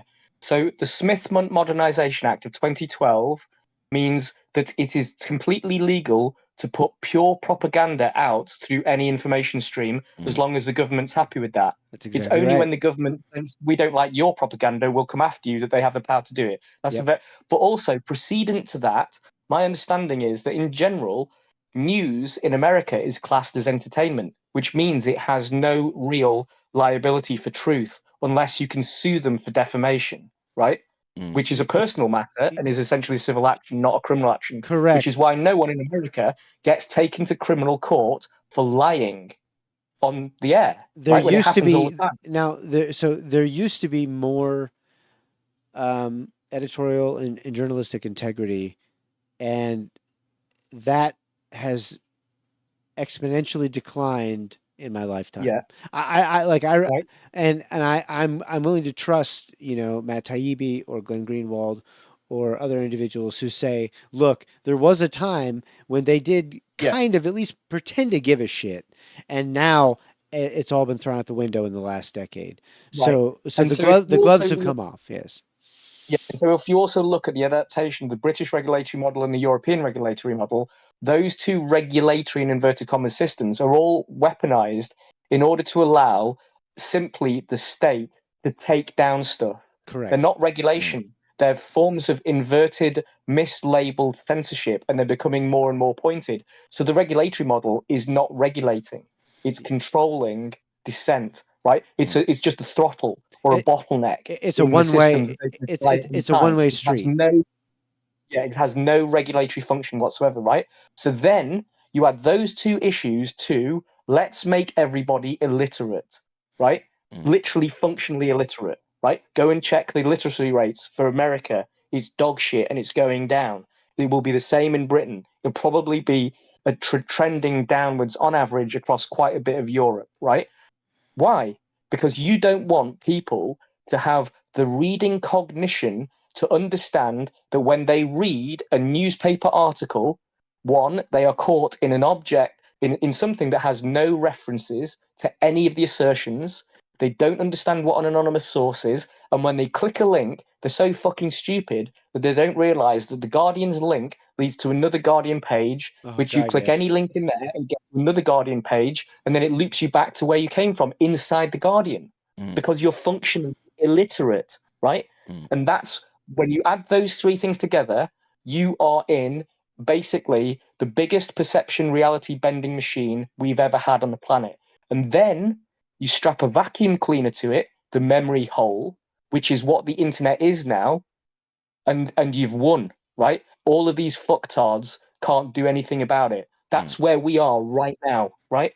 And people don't recognize that point. And they're scrubbing the internet archives as we speak. Yeah, right? Yes. And so that's just the information space, which is just the perception space before you even really, we've barely scratched the AI bit, so we probably want to move forwards as quick as possible now, I guess. Yeah, we should lead the way then. Iggy. Okay, well look, I don't want to hog this, but where I was coming at this from and why Kevin and I had a bit of a conflab about this is because we need to walk people through what this landscape of the vague AI world is compared to, or taking into account, the AI false marketing label, right? Now, I'm just going to use a very quick example, and I just want to run this thought experiment with both of you to speed this up really fast, right? Because it's not complicated, but it's a question of whether anybody's ever thought about this who's listening, right? And there will be people who have, and there will be people who haven't, right? So first, if you think about an obvious AI example, that would be the FSD driving issue, right? Because we can clearly say that there's a fuck of a lot of sophisticated programming going on and processing going on that we weren't able to do before.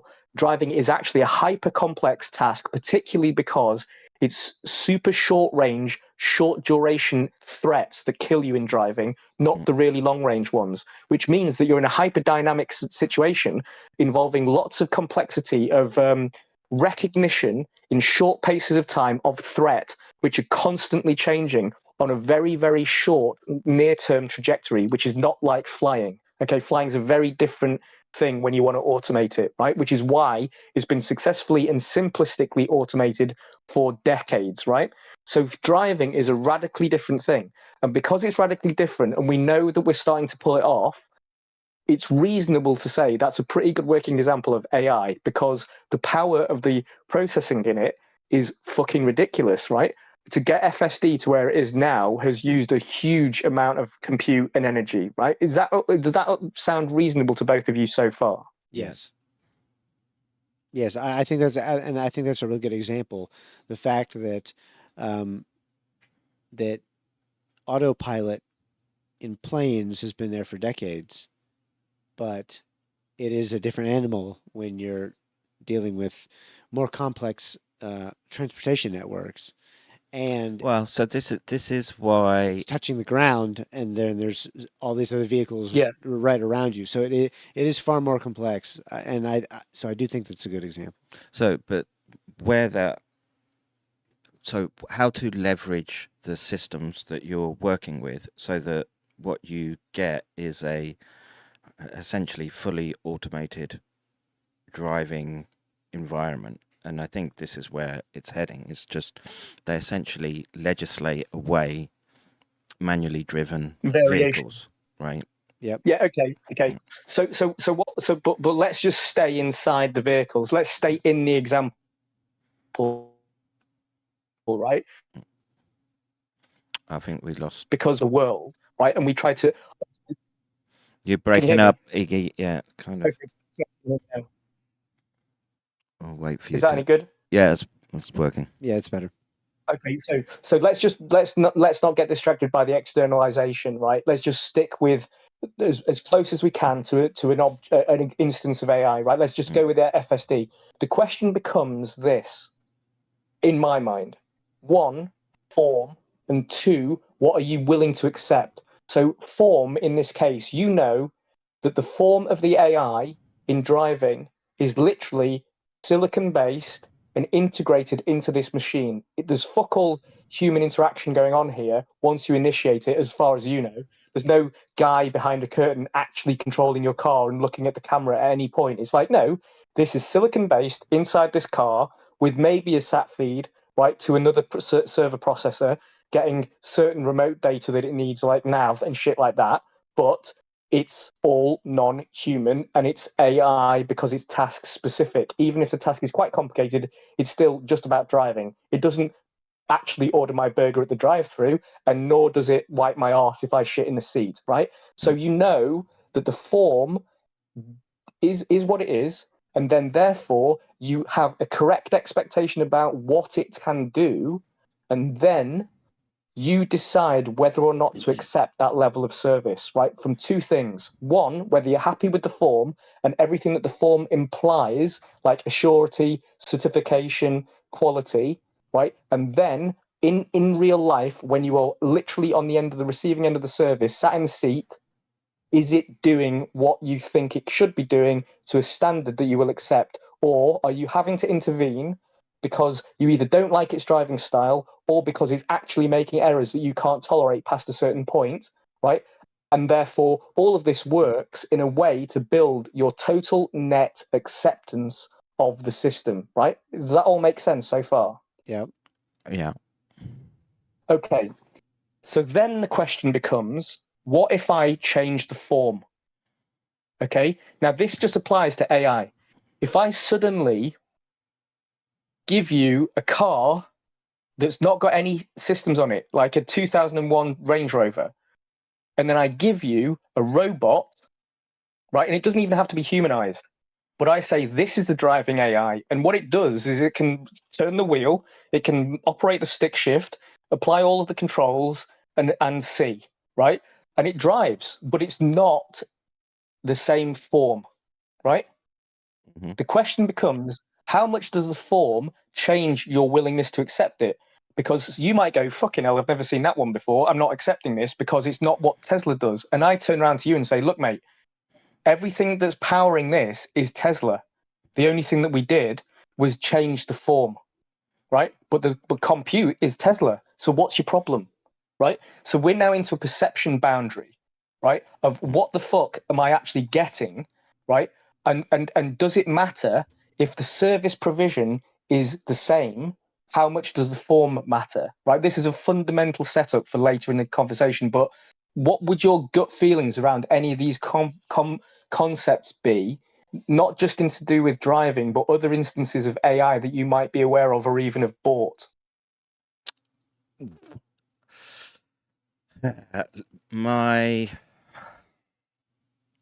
Just from having worked in that space, that I'm, how should we say?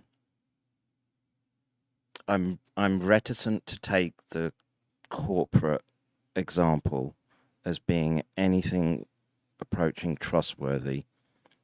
I would need to see decades of replication for me to say, okay, I'm completely hands off with this system.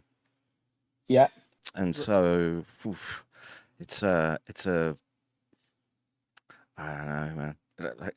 It would depend on the it's circumstance dependent. Right, but the problem that we mentioned earlier is that we've already we're not going to have decades. And not only has the pace of technological growth accelerated, but it's accelerating exponentially. So everything that we're talking about, assuming that the world still exists 10 years from now, we're having to accept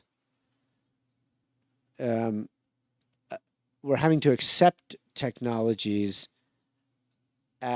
with less lead up with less lead-in time. We just have to we're having to make assumptions that, okay, this is good. So you have those early adopters, but, I don't know how you can ever get truly comfortable with it, because as fast as it is now, it's actually the pace is going to continue to accelerate.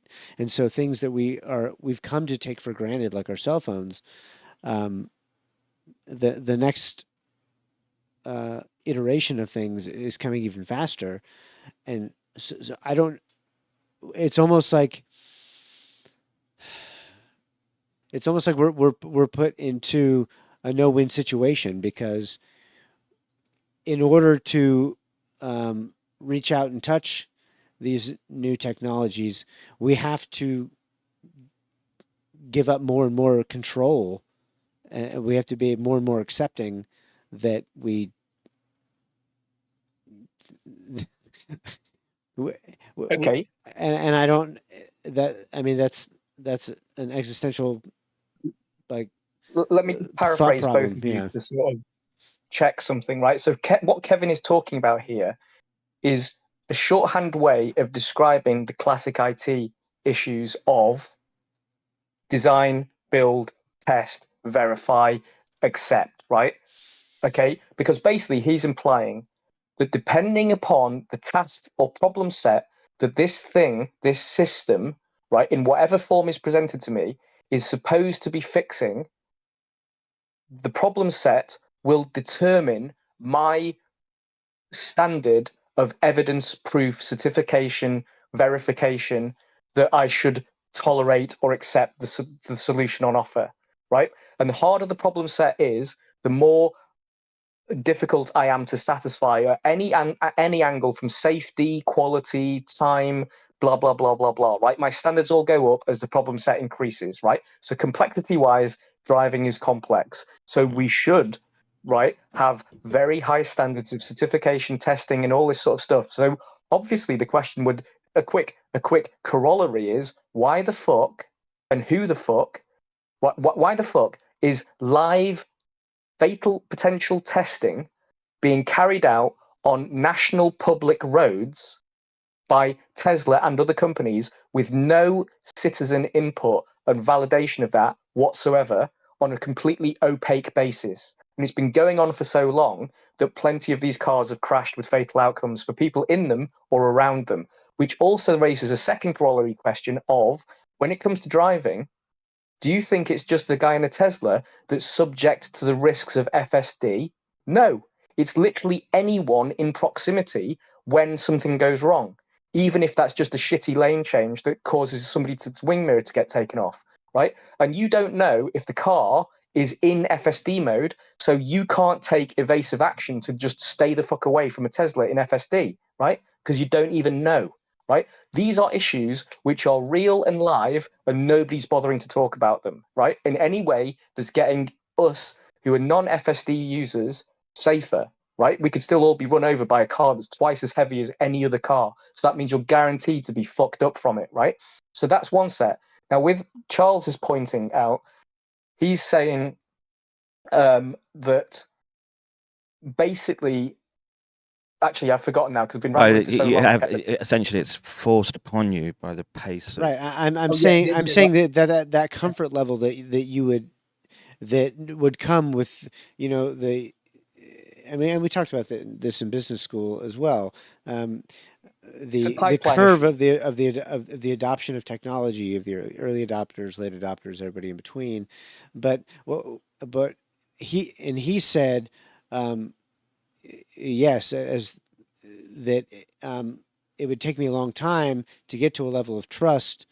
I would need to see the evidence, and the problem is that you can't get the evidence in time because the problem set's big, and we're being forced into a trajectory where we'll never get that level, because by the time we get to that, what would have been our comfort level 20 years ago, they're already 2 steps ahead.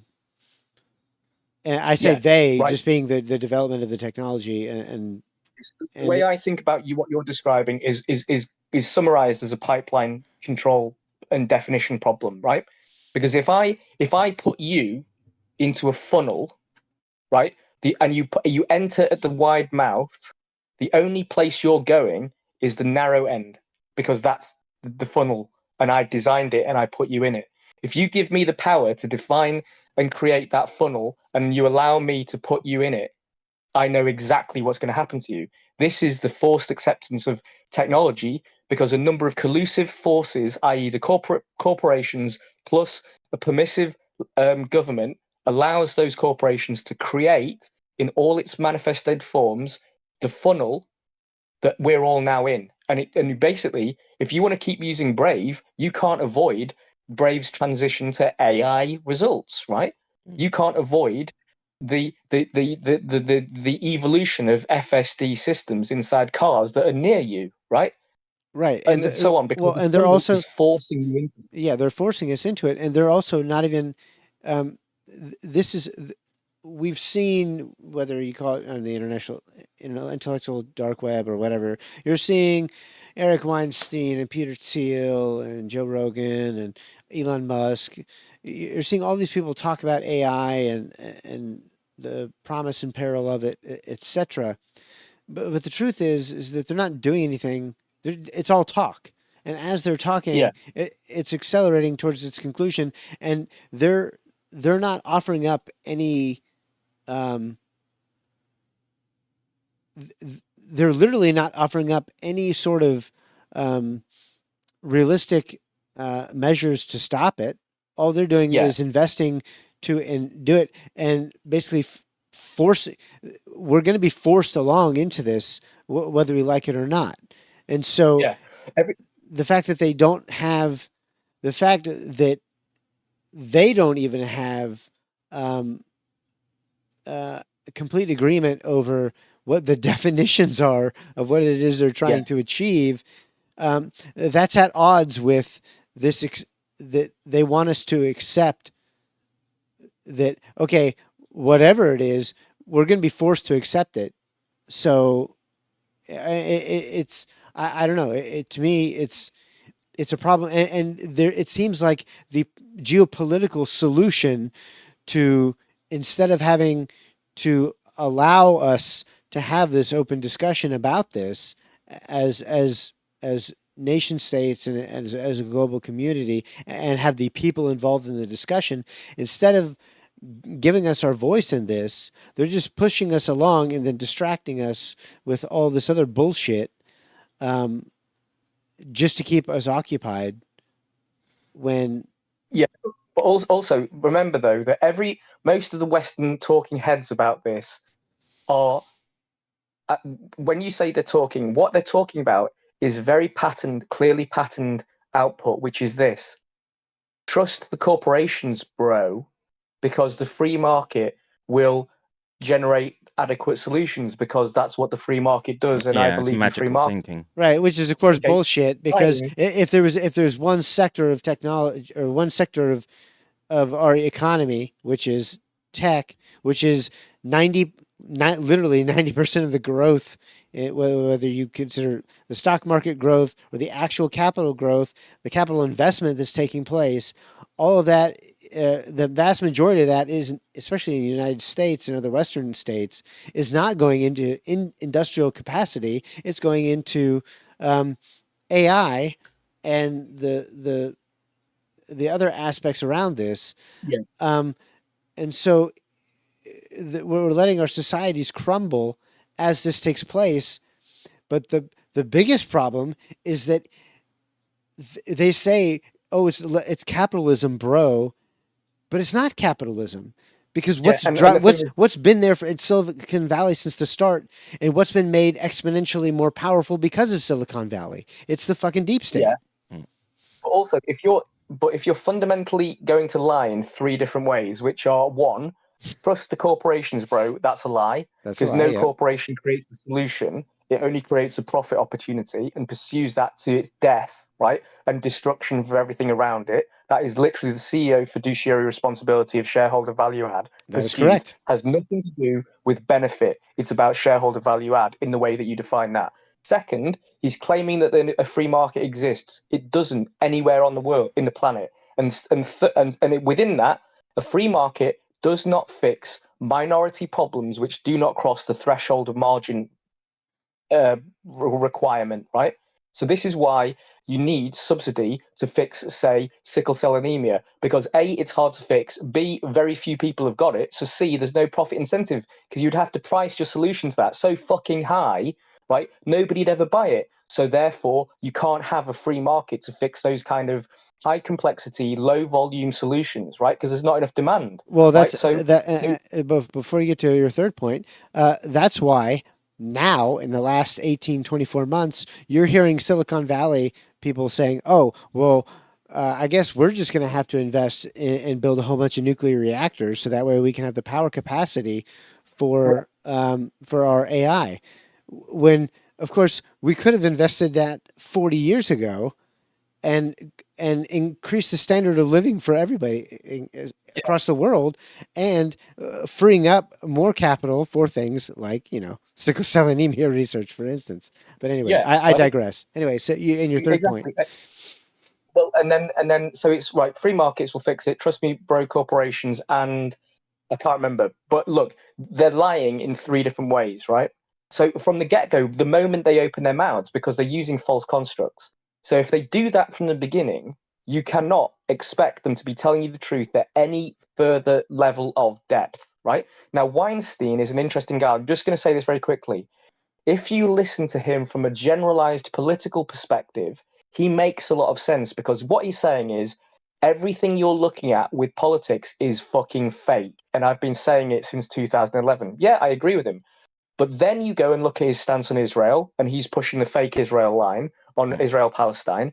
And he's scratching his balls about the Democrats, but so what? That boat sailed years ago, right? So Weinstein both the Weinsteins actually operate inside a grey political actor position. And your game is to discern how much of his noise is even remotely truthful. Just because you like the sound of it doesn't mean it's right. And this is what everyone is now, is a grey agent. This is exactly what Joe Rogan is. This is exactly what Brett Weinstein is. This is exactly what Robert Malone is. All of them are equally contemptible, right? It doesn't matter how fucking smart they are. And the smarter they are, the more suspicious you need to be, right? And if they then apply themselves like this, well, there's another they metric. Immediately lying, you're fucked. You can't trust any of these cunts. There's another metric, and maybe they are doing this without saying so, which is it takes some resources to step into a domain where you could start testing the suppositions that they're making, right? And prove it beyond just sophistry. And the fact that you don't see that occurring basically says to me that our strategic goals differ radically from what I perceive as important versus what they promulgating as what they see as important. Okay, well, we can use a specific example here with the LLM, right? Because remember, ChatGPT and everybody was told this is a natural language engine, so it can understand natural language and can produce natural language, right? But when you actually go, hey, what's an LLM? It's not doing that, right? It's a probability engine, right? Basically a probability engine. What is the probability of the next word after this one being a given word, right? In relation to any probability for it being any other word. And we can take in the preceding context of the other words as well in the sentence or the paragraph in order to improve our probability detection, a probability, right, of getting this next word right. That's not what humans do with language, right? So if you that's not entirely true, right? Okay, but I'm not doing just that at all when I'm speaking. Well, so there's how to break that down, right? Which is what's involved in speech, right? Versus the okay. So you've got the immediate, which essentially is sensory motor control, and then you've got the mid to the long range, which is the sentence structure, grammar, and then semantic meaning and the trajectory on which you want the concept that you're trying to lay out be relayed. And well, so there's no, because there are neural network models which basically model speech in this fashion, which overlap with what we seem to see in terms of functional areas of the brain versus what we know around how neural networks are operating. Now, again, you get into this black box issue of... Well, hang on. We don't actually need to go into this level of detail because it's been admitted. The concept I'm trying to get across has already been admitted, right? Because basically, if you can break an LLM very quickly, right, by just what you type into it in the prompt, right, and then that same hack doesn't work on a human, what the LLM doing is not the same as what the human's doing. Full stop. That is a perfect system test, comparative system test. If you're trying to say the LLM does do language to a certain degree like a human, you should be able to break both of them in the same way. So right?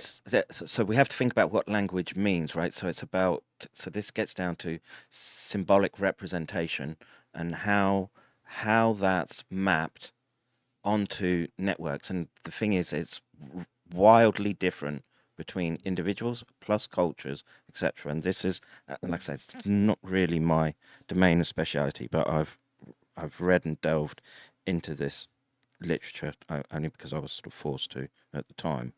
And in effect, where your argument would break down would be which large language model are you using, because we know that there are artificial constraints that have been put onto the public facing side of the LLM.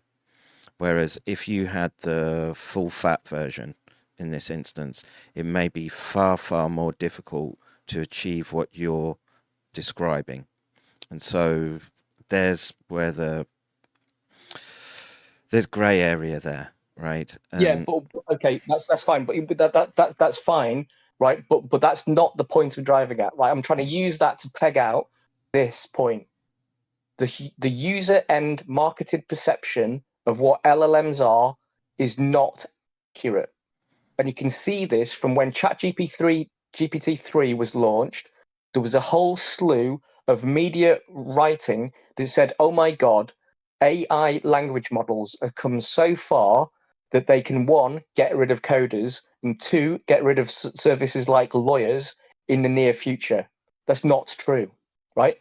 It's not true. Well, what they're doing, what the things are doing, are not necessarily, do not have adequate coverage to be able to do some of those tasks anywhere near as efficiently or well as a human, right? And you can hear this when you hear people like George Hotz, software engineer boy, who's worked at Google, Twitter, Facebook, and somewhere else. He's just said, when I'm doing code, right, I can't use AI at all, because when I've tried it, it just cannot do anything original, right? What it does is basically it's a poor boilerplate machine, right? And when I look at the code that is produced, even the ideas it's giving me, right, even if they are a useful amalgamation of existing ideas that I may not have known about or may have forgotten about, they still don't solve any of the problems I'm interested in solving in the way I want to solve them, because none of them are efficient and none of them go super simple conceptually, etc., etc., etc. So the way he's thinking about code, which is a modern coder's way of thinking, AI can't do this, right? LLMs so can't do it. There's the difference between if creativity. You don't know any code, yeah, it can code, right? But it doesn't do what is going to put people out of jobs, right?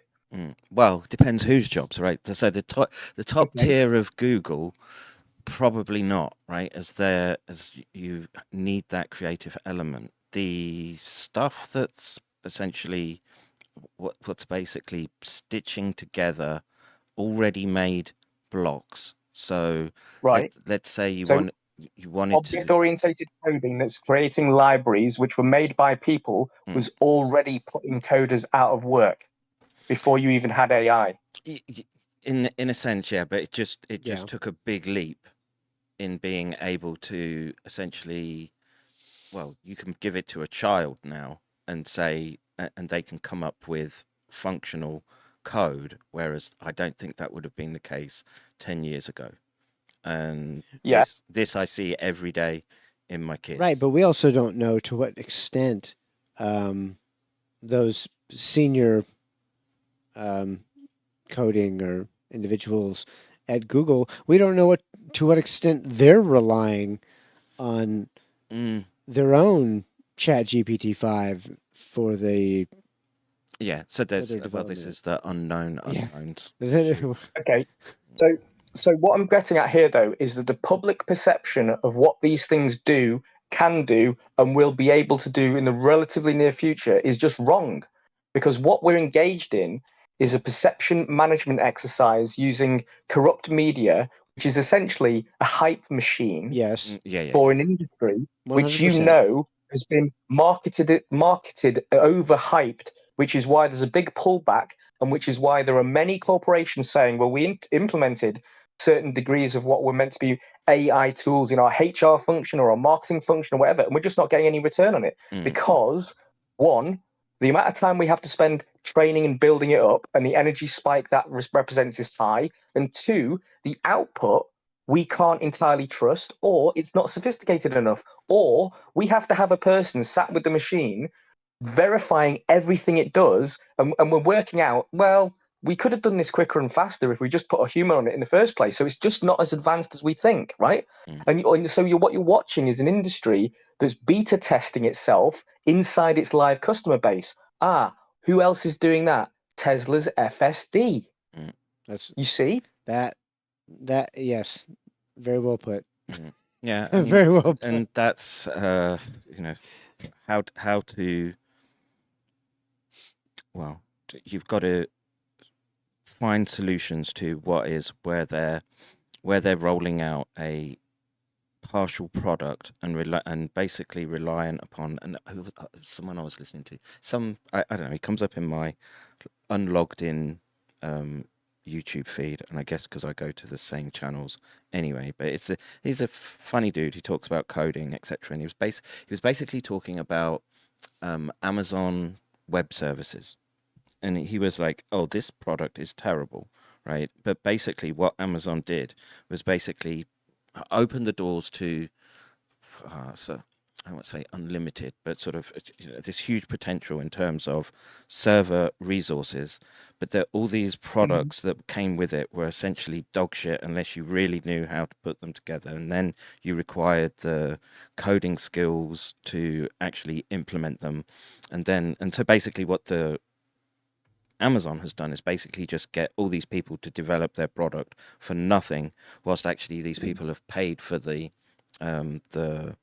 privilege of working for Amazon in this instance. That's exactly right. Microsoft is doing the same thing with its own suite of, if you have Business 365, then it opens up access to basically a bunch of AI automation tools that allows you to put together your own stuff. But once again, a lot of that you don't own. And so... Yeah. And so they can then just use it. Yeah, and for sure there are these limitations, and so I wonder. So I guess this is point taken that it's a lot of sales pitch at the moment and hype at the moment, but also if your industry is a black box on a black box, so the black box of the machine learning protocol or whatever is inside the machine, and then it's actually a black box of hype, the user can't get through either of those black boxes. What's happening? You've got a completely skewed market. Yeah, right? But then it can only be measured once you pay for the output, and if you're not happy with it, that's that money gone. Right, because there's no quality assurance. There is no certification of any of this shit. Right, but because it's a black box, that is what allows them to basically use their subscriber base, who's using their software as a service or whatever it is as a service, to do a bunch of the dev work. Yeah, to put it together. It's actually brilliant. Yeah. It really is brilliant from their perspective.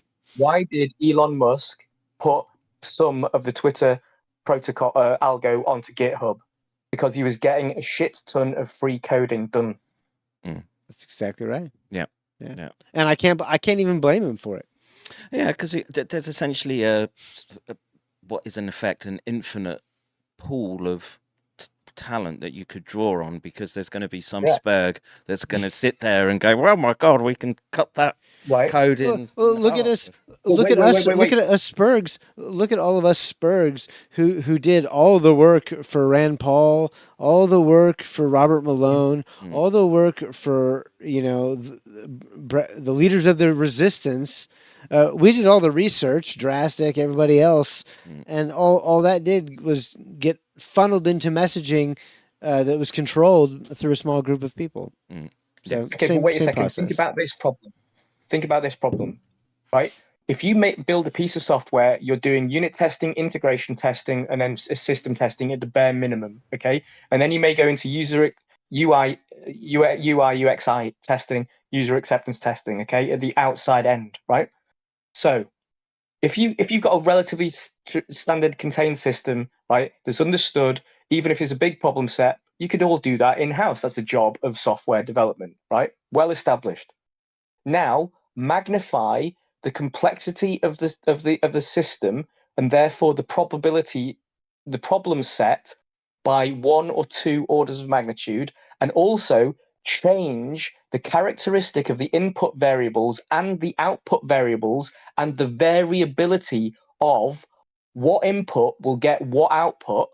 You've added possibly 2 to 3 more orders of magnitude of net complexity to the system. Now ask yourself, how the fuck do we do system testing on that, right? Because now you've got huge variation in input and output parameters of the test.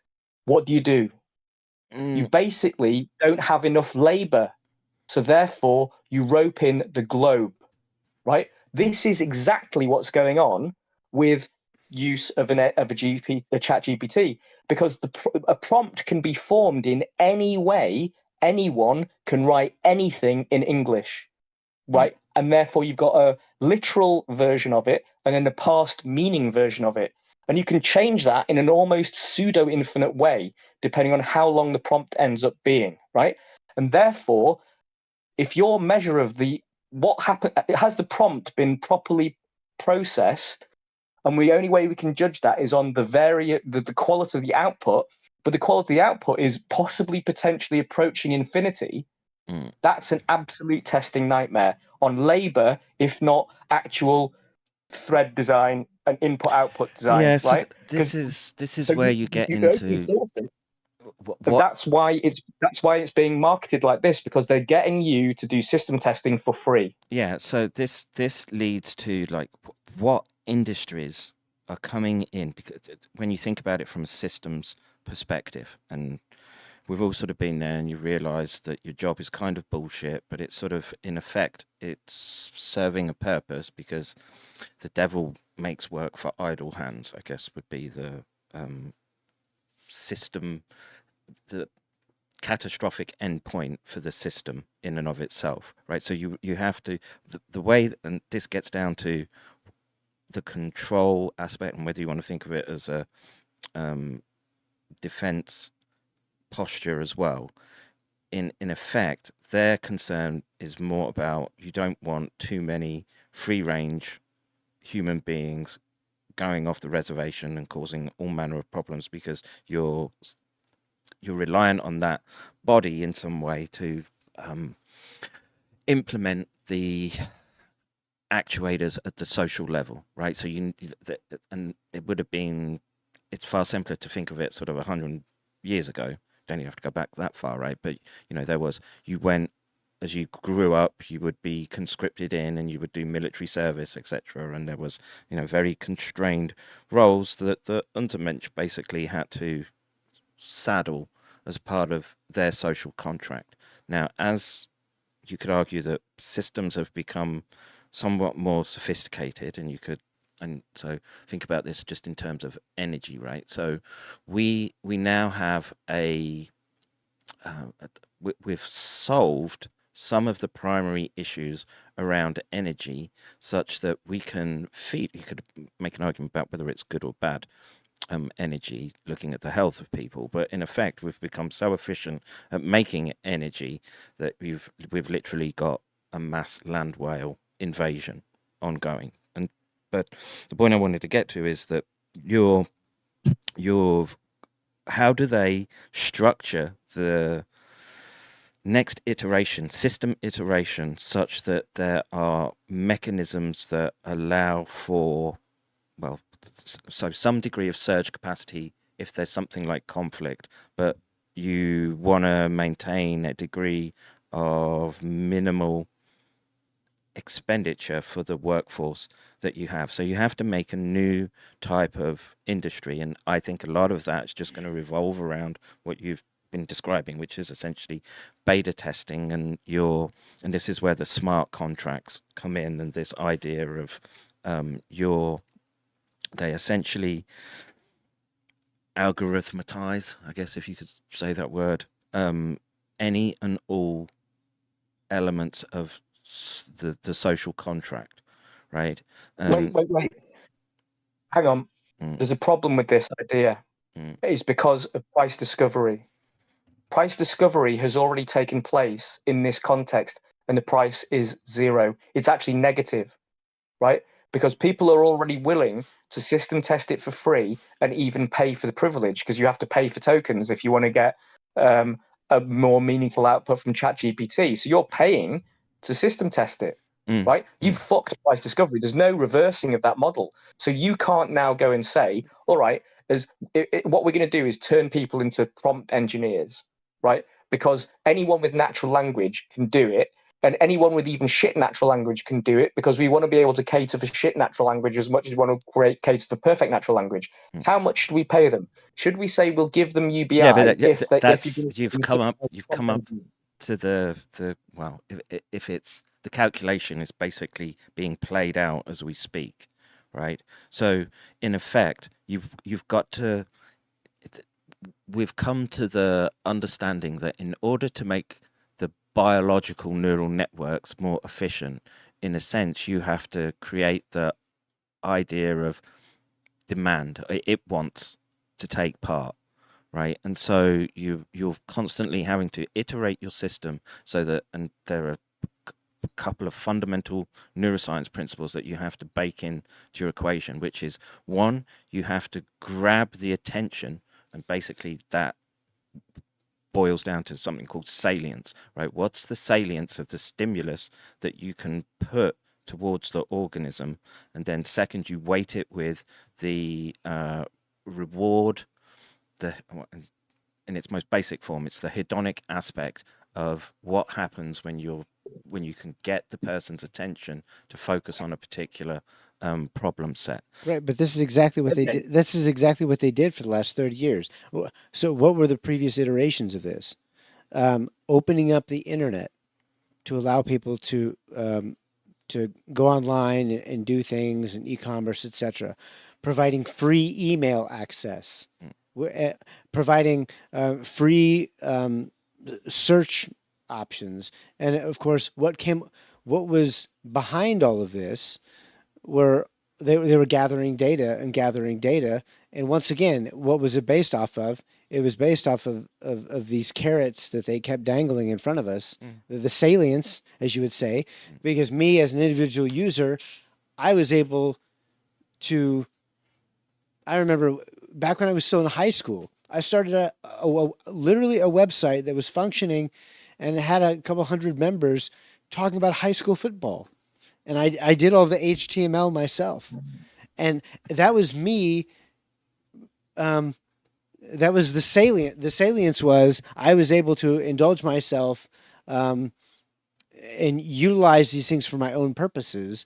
But once again, it's almost like there was a new, it's like, it's not the social contract, it's the corporate contract, where unknowingly what they were doing was building the data foundation by observing what we were doing, tracking what we were doing, throwing all these carrots at us, this and is getting to this point now. So you're watching that equation sort of Manifest. balance out, right? And there's Yeah. and within all that, right, in all this cybernetics, there's this element around, well, how essentially it's just basically Skinnerian conditioning, right? Or operant conditioning, which is you've essentially got an apex predator class, which basically they are far more scared of the multitudes than we generally. No, you should be scared of them. That would be a naive position. Well, what's ironic is that they're more scared of the multitudes than they are of the unknowns of the AI that they're yeah, but if you've got if you can pull the cord on it still, you think you've got right, but they think they can pull that's yeah. It is operant conditioning, but that's the problem is they think, and I've been saying this for the entire time, all this is about is for who's ever at the top, whoever this predator class is, this is all about maintaining control. But the hubris is that they think that they can maintain control over the multitudes using this and that it won't run away with them. And that's what terrifies me, is that I don't think they can do that. I think they're deluding themselves. Well, depends how much faith you have in your AI, I suppose. I think I can summarize both of your positions like this. This little bit of the conversation is concerned with who and what is building out the digital panopticon and what are they putting in it in order to draw us voluntarily, in inverted commas, into the digital panopticon and staying there. Because once we're all in it, they know the containment walls, positions of that thing, and so they know our limitations on what we can do. And as long as enough of us go in there and stay in there, right, because they keep filling it with enough shiny toys, right, then that's good for them. That's exactly right. Social media. As control, they know where we are and what we're doing and what we're thinking, right? So they all have, this is all orders of magnitude amplification of control, right? That's what's going on here. Now, look at these two things. The model for digital ID compared to the kickback you get from using an LLM, right? The model for digital ID is given by the WEF as a circle with about 12 or 16 touch points on it, right? Which say getting a driving license, getting a passport, getting a bank account, right? I can do all of those things without digital ID right now. I've always done them without digital ID. I do them so infrequently that nothing is inconvenient for me. And every one of the interactions is secure because they require original documentation that only I possess. And as long as I know where they are, they're hard to get hold of, they're hard to fake, right? And they're hard to, I can't be socially engineered into giving them to anybody, right? Unless you work really fucking hard on them, right? So the digital ID model tells you that the only reason why you want to walk away from everything that I've got, all the strengths that I've just described, is convenience. Right? That's garbage. That's garbage that works on morons, right? But as soon as you spend 30 seconds thinking about it, the whole model evaporates. Now go to the LLM. Right? The LLM is the same basic principle of the same kind of, let's repackage as a search engine this LLM technology and say, hey, look, this is better. It's more convenient because it's easier to read, right? Say, for example. But when you actually delve into the quality output, I'm just going, I don't even know if it's lying. And because it doesn't even include references, I don't know where it's come from, all this from.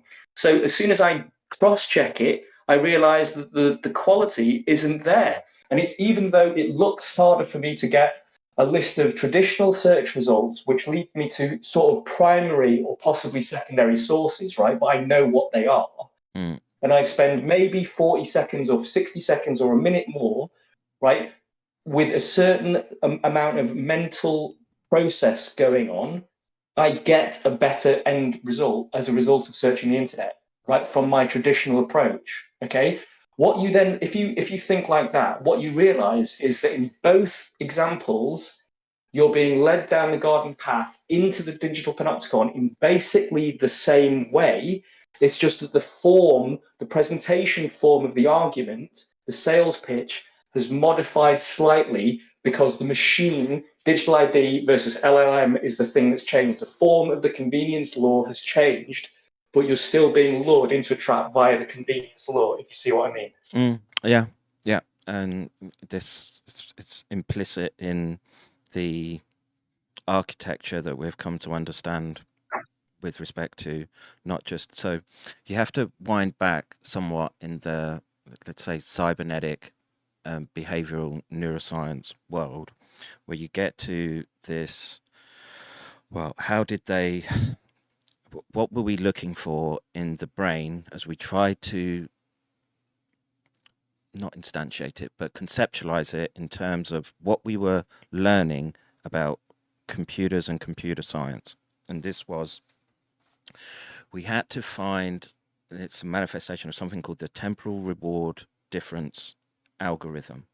And so how that manifests at the biological level is that where there was this very mechanistic understanding of how the brain was working that had been established by Pavlov, and the idea that you would have behavioral conditioning, etc., and you would see a sort of reward pathway. Then as they started to look and map this out in the brain, and a lot of effort went into, and obviously just because of the pharmacology around dopaminergic agonists or modulators, that this seemed to be implicit to the hedonic and you have to wrap around this concept of motivation. How do you get something to be motivated to do what it is that you would want it to do? And in its most basic form,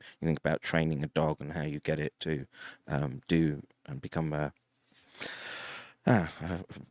friend for life, right? Rather than a fur-coated razor blade that you shove out on the streets. And so what they did is they were looking for this signal, and they would record from dopamine neurons, and they could see that they would present a classic conditioned stimulus type of experiment.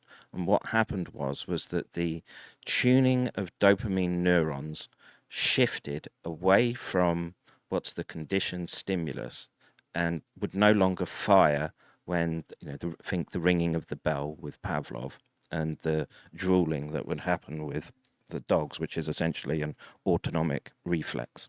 And you're trying to sort of build out that from that basic premise, how you could work towards something like machine learning, artificial intelligence. And what they found was, well, the dopamine neurons would basically, in this instance, tend towards the first predictable element within the environment that could act as the cue that the reward was coming.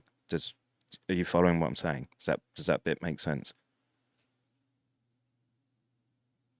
Yeah, I think so. Okay, so once they'd cottoned on and found this manifestation, this basically satisfied. I'd have to go back and dig out whose particular computational law or paradigm that it satisfied, but basically that said, oh, we're now seeing computational like processes occurring within the brain that we hadn't seen in all our previous experiments. And there's many a model and many approach that was taken in order to do this. And it was only in the 90s that they really got a handle on this particular neural architecture and the way that it would function.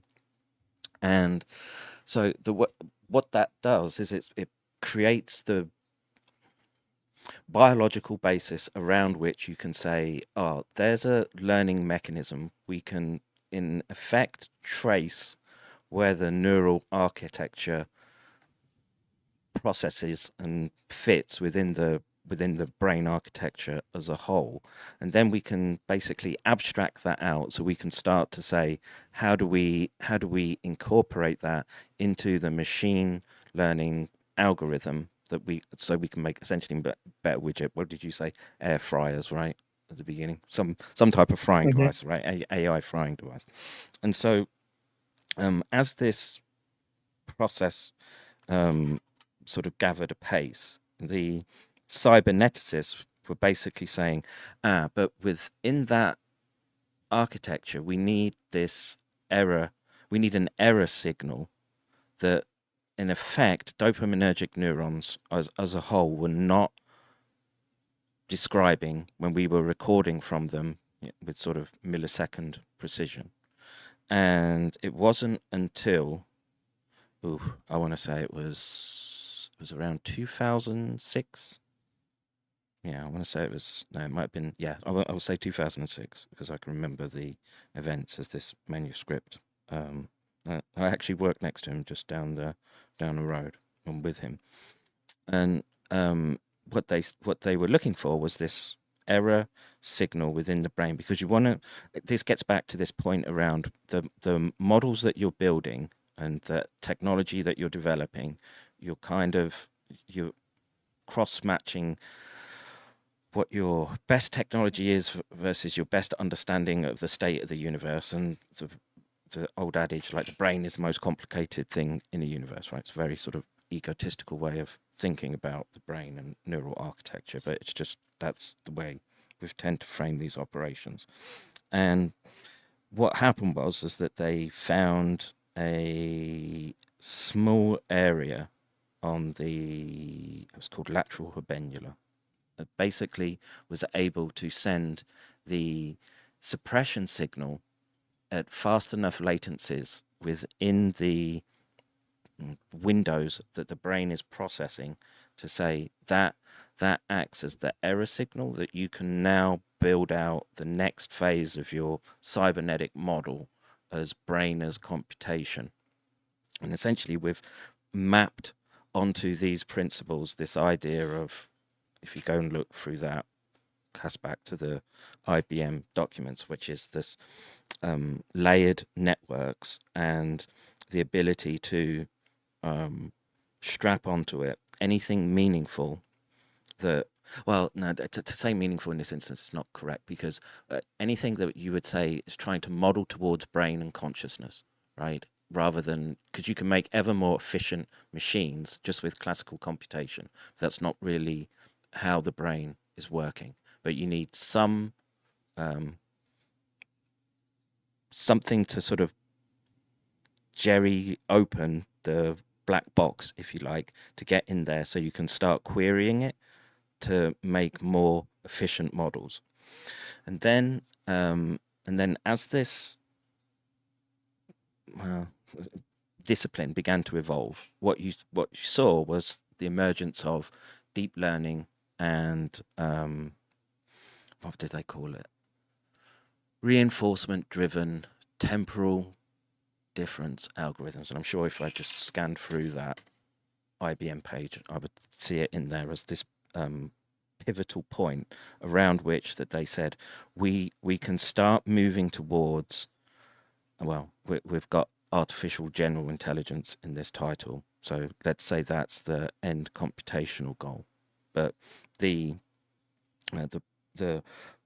point being that basically it's our understanding of neural architecture that's driven us towards more efficient AI, and the AI and our attempts at artificial general intelligence are still restricted somewhat by our understanding of the brain in and of itself, right? Because we may have gross understandings of it, but how it all sort of syncs together and makes the things that it does are still, there are still a fair amount of unknowns there. And so I actually pulled up something which I thought would be useful in illustrating where I think the sort of current state of the art fits for people that are watching this and freaking out about the carry days in the world. And I would encourage people to look at this manuscript. It's called "A Virtual Rodent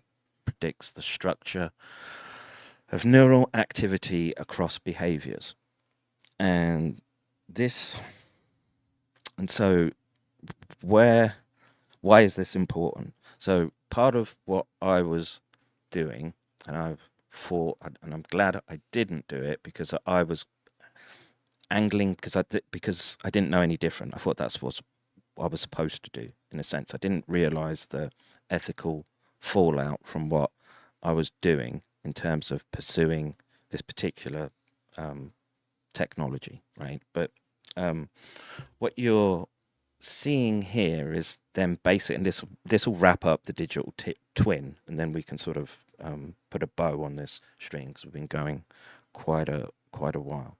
So in order to make, so where do we want the artificial general intelligence to go? So best case scenario would be, I don't know, we want help around the house, right? We all get older and frail, your partner passes away or whatever, and so you want something that's adaptable in a 3D space that is going to have the precision to do the washing up and boil you an egg, or drag you into your bed if you fall through the door flat out drunk. Something that sort of corresponds to that sort of space, operational space. And this is where the tech sits. So I'll put just for people, I'll put it in the chat real quick. Bing. And it's summarized in this next video. Is the screen still sharing? Can you see this? Yes. Yeah. Yeah. Okay. So,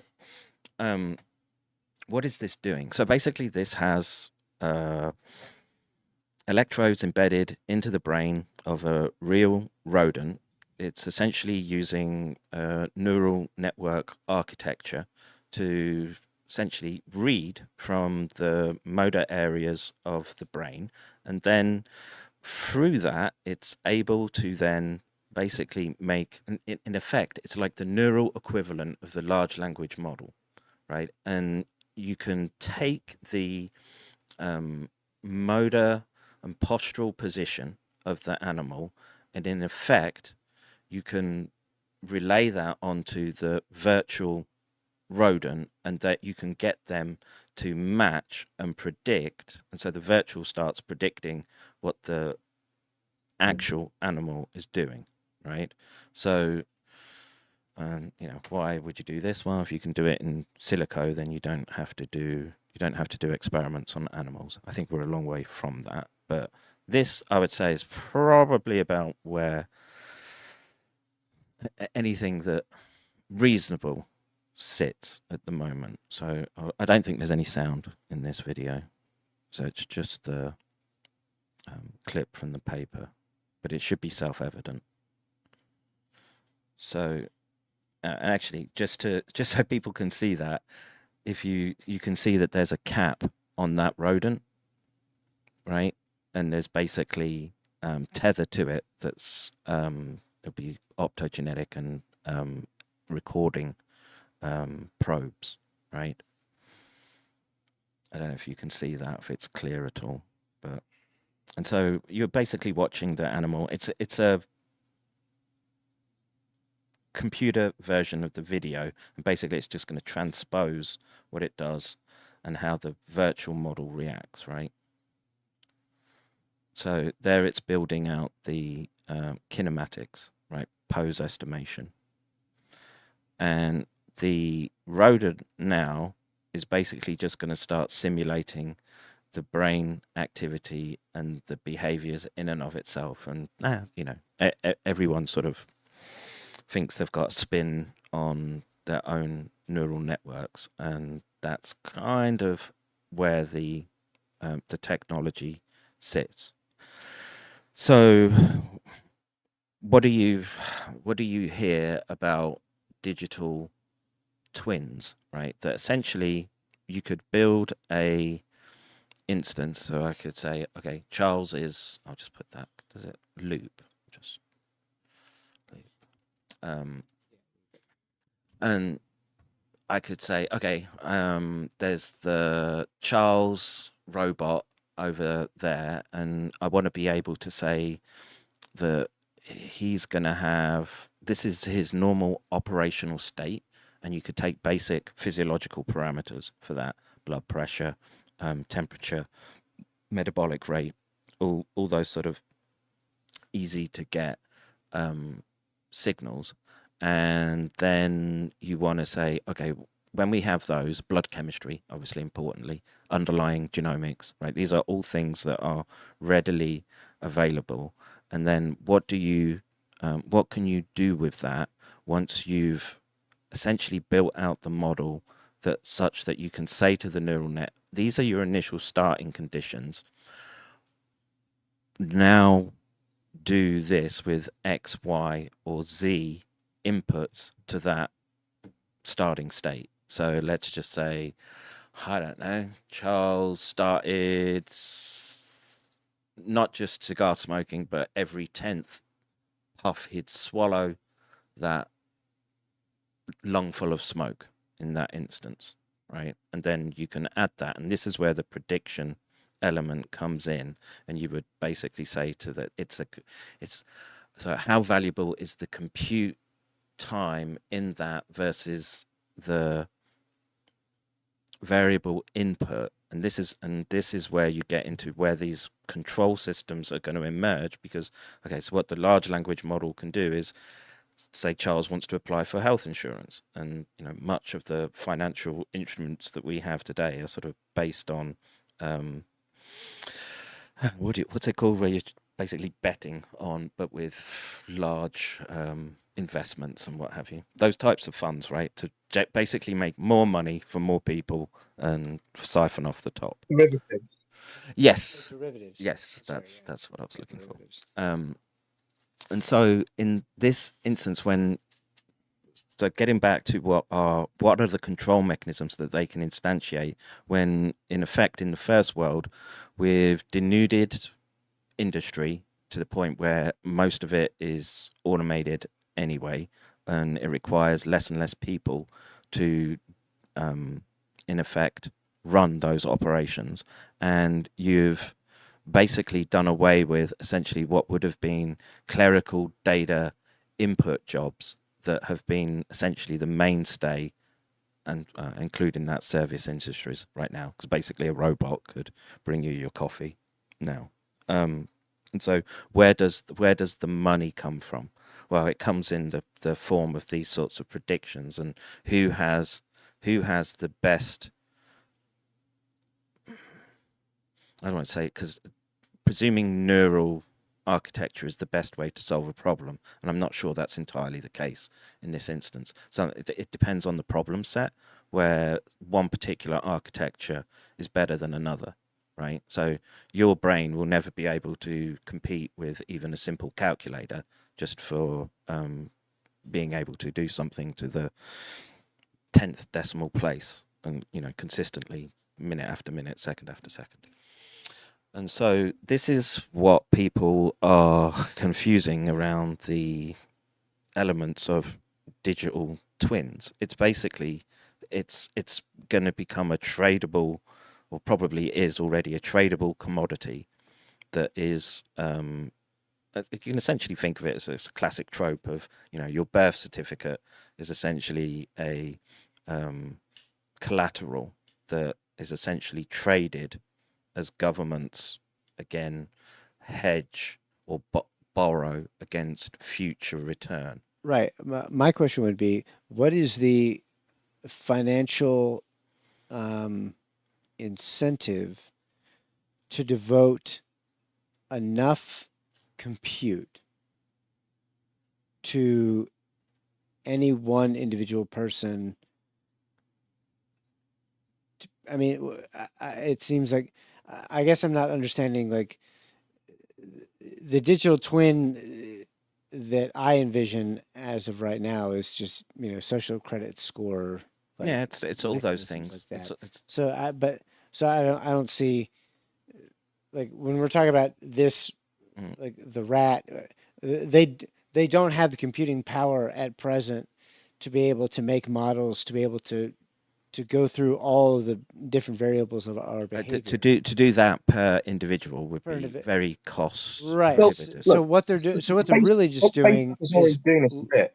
It's much more efficient to just do social media manipulation and in targeted effect, advertising but and then No, but digital avataring is this to an extent, right? go on. The entire digital avatar that you build out of multiple accounts held across not just social media, but also just your Google account and your phone account and all those things. You compile that and you're getting a pseudo representation of aspects of your neural network, right? You can say it's an abstraction of your neural network. Indirect measure rather than a direct measure, Correct. which you're seeing. Yeah, it's an indirect measure of your what would you say earlier? The salience, neural network. salience, neural state. Right. State, So even though it's indirect, if there's enough of it in volume, right, and breadth, right, that might actually be more accurate than a less sophisticated but direct representation, which has only like 16 probes stuck in your head. Instead, this has got billions of real world operations that you did, right, which encapsulates way more than 16 probe points in your brain, right? So you can abstract off that in a way that you're looking at this predictive power of the rat, right? But also at the same time, to just talk about this thing you mentioned about like getting rid of jobs, right? Well, it depends. If you're worried about, say, oh fuck, we don't need anyone to fill out insurance forms anymore because we now have a system that can literally take anyone's version of explaining a car crash, and it can understand everything so quick that it will always give us exactly what we need broken down, no matter how the story was told, right? Whether it's very clinical or very roundabout, we still get what we want. So we never need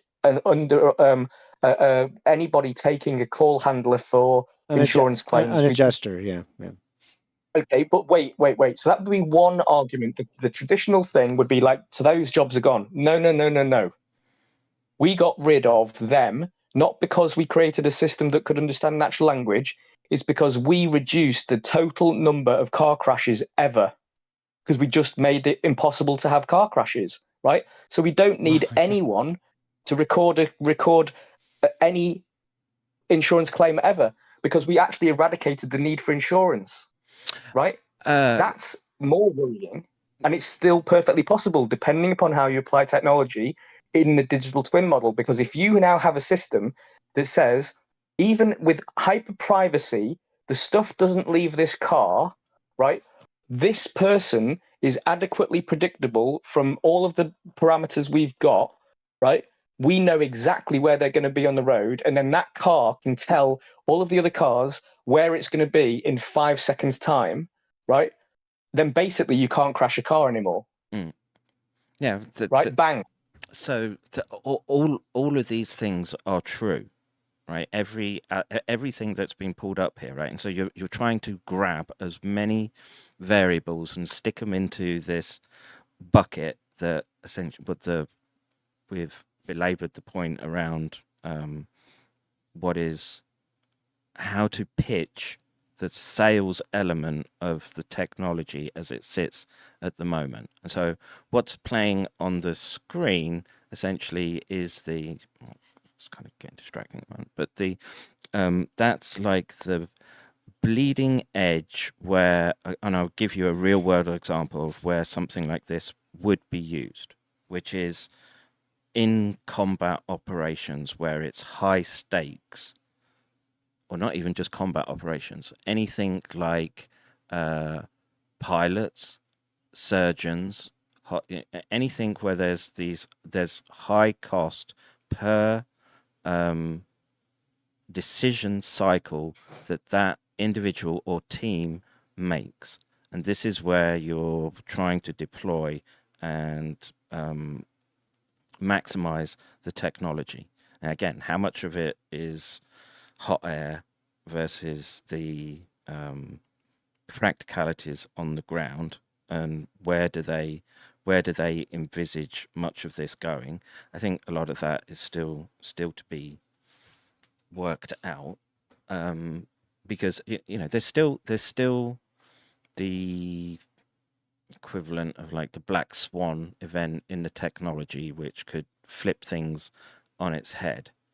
I think that space in terms of computation and neuroscience is getting smaller, but there's still perhaps something that we haven't or can't predict in that equation. And so is there, well, are we going to see these technologies deployed en masse and at ever accelerating pace? I think that's a given, looking at what we've seen. I guess the question to be asking is, where are we giving a choice about the deployment of this technology when you've already given away much of your data through, again, I think just stupid things, stuff you've agreed to on websites, phone contracts, loans, any and all of that is essentially data that can be mined.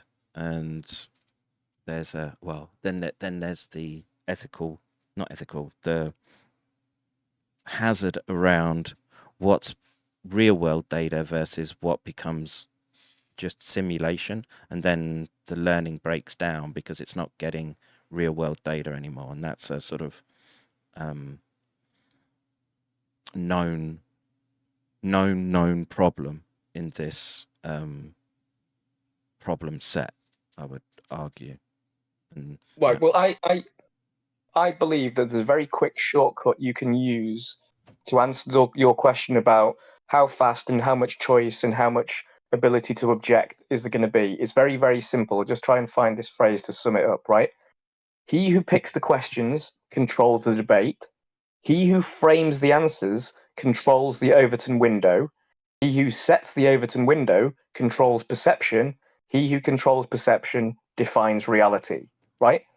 Each one of those four stages, the public in any nation on the planet does not have the advantage at all in each one of the equations that each one of those things represents, right? Yeah, that's deliberate and persistent and unrecoverable because the power paradigm is grossly asymmetric, loaded in the corporatist captured government relationship, right? And therefore you know the trajectory is one way. It's a funnel. We're in the wide end and we're only going to the narrow end because you can't deal. Any of us cannot win or retake control of any of those four critical statements, right? Well, no, there is elements of how do you adapt to essentially that hegemony, right? And so I would put, I'm biased, right? But I would say it's this approach, right? Which is essentially some sort of amalgamation of continued public exchange and dialogue where you can take people's input as well, plus their data analytics, because they have a unique, each person has a unique sensor array, I guess is a way of thinking about it, that allows them to probe a bit of the system that other people can't. And it's that ability to calculate the impact of each one of those stages that you're talking about, and where it's being deployed, in which country, and how, and the frequency or time factor or constant, I should say, and how they're doing it. And, you know, what's the optimal size in that equation? I don't know if there is an optimal size because the problem, the Iggy, the way you express it, I think is correct. And here's why. If the problem is that there's a funnel that we're being directed into, the real problem is that in order to hijack that, we would have to have... or one could say kill box. Well, we could call it a kill box. We could call it whatever we want. But the problem is that the exponential growth in technology is part and parcel being driven by and driving an exponential growth in wealth creation that is controlled by those people who already have control. And the wealth creation in real terms that comes from technological growth is aided and abetted by the control of fiscal and monetary policy that the nation states have. And so in neither case does Joe the plumber have a chance in Hades, because the rich are going to get richer, the deep state is going to get deeper, and it's a giant circle jerk, and we're stuck in the middle, getting splooged on, and all we can do. It's like they're aiming at a funnel and we're at the bottom. Yeah. I mean, because because you're right. I don't see how we can, even in an organized effort with an actual, let's say that Elon Musk was heroic in doing everything for the right reasons. I don't even think he, working in concert with other billionaires who chose for the sake of humanity to try and regain some semblance of dare I say, democracy to this technology. I don't want to use the word democracy. I just want to say, down to the individual, to restore some semblance of the social contract or maintain it in any sense. I don't even know that in that case, with a benevolent, I don't want to say dictator, but with a benevolent person with the wealth and means. Well, we can just say benevolent CEO. A benevolent CEO. Well, that's true, because it's corporations. I don't know how we, as the majority of people, there is only one way to regain even a semblance of that, and that's through force. And the problem is that even when you regain it through force, power corrupts. It corrupts absolutely, and so it's. I don't know how we can hope to dislodge.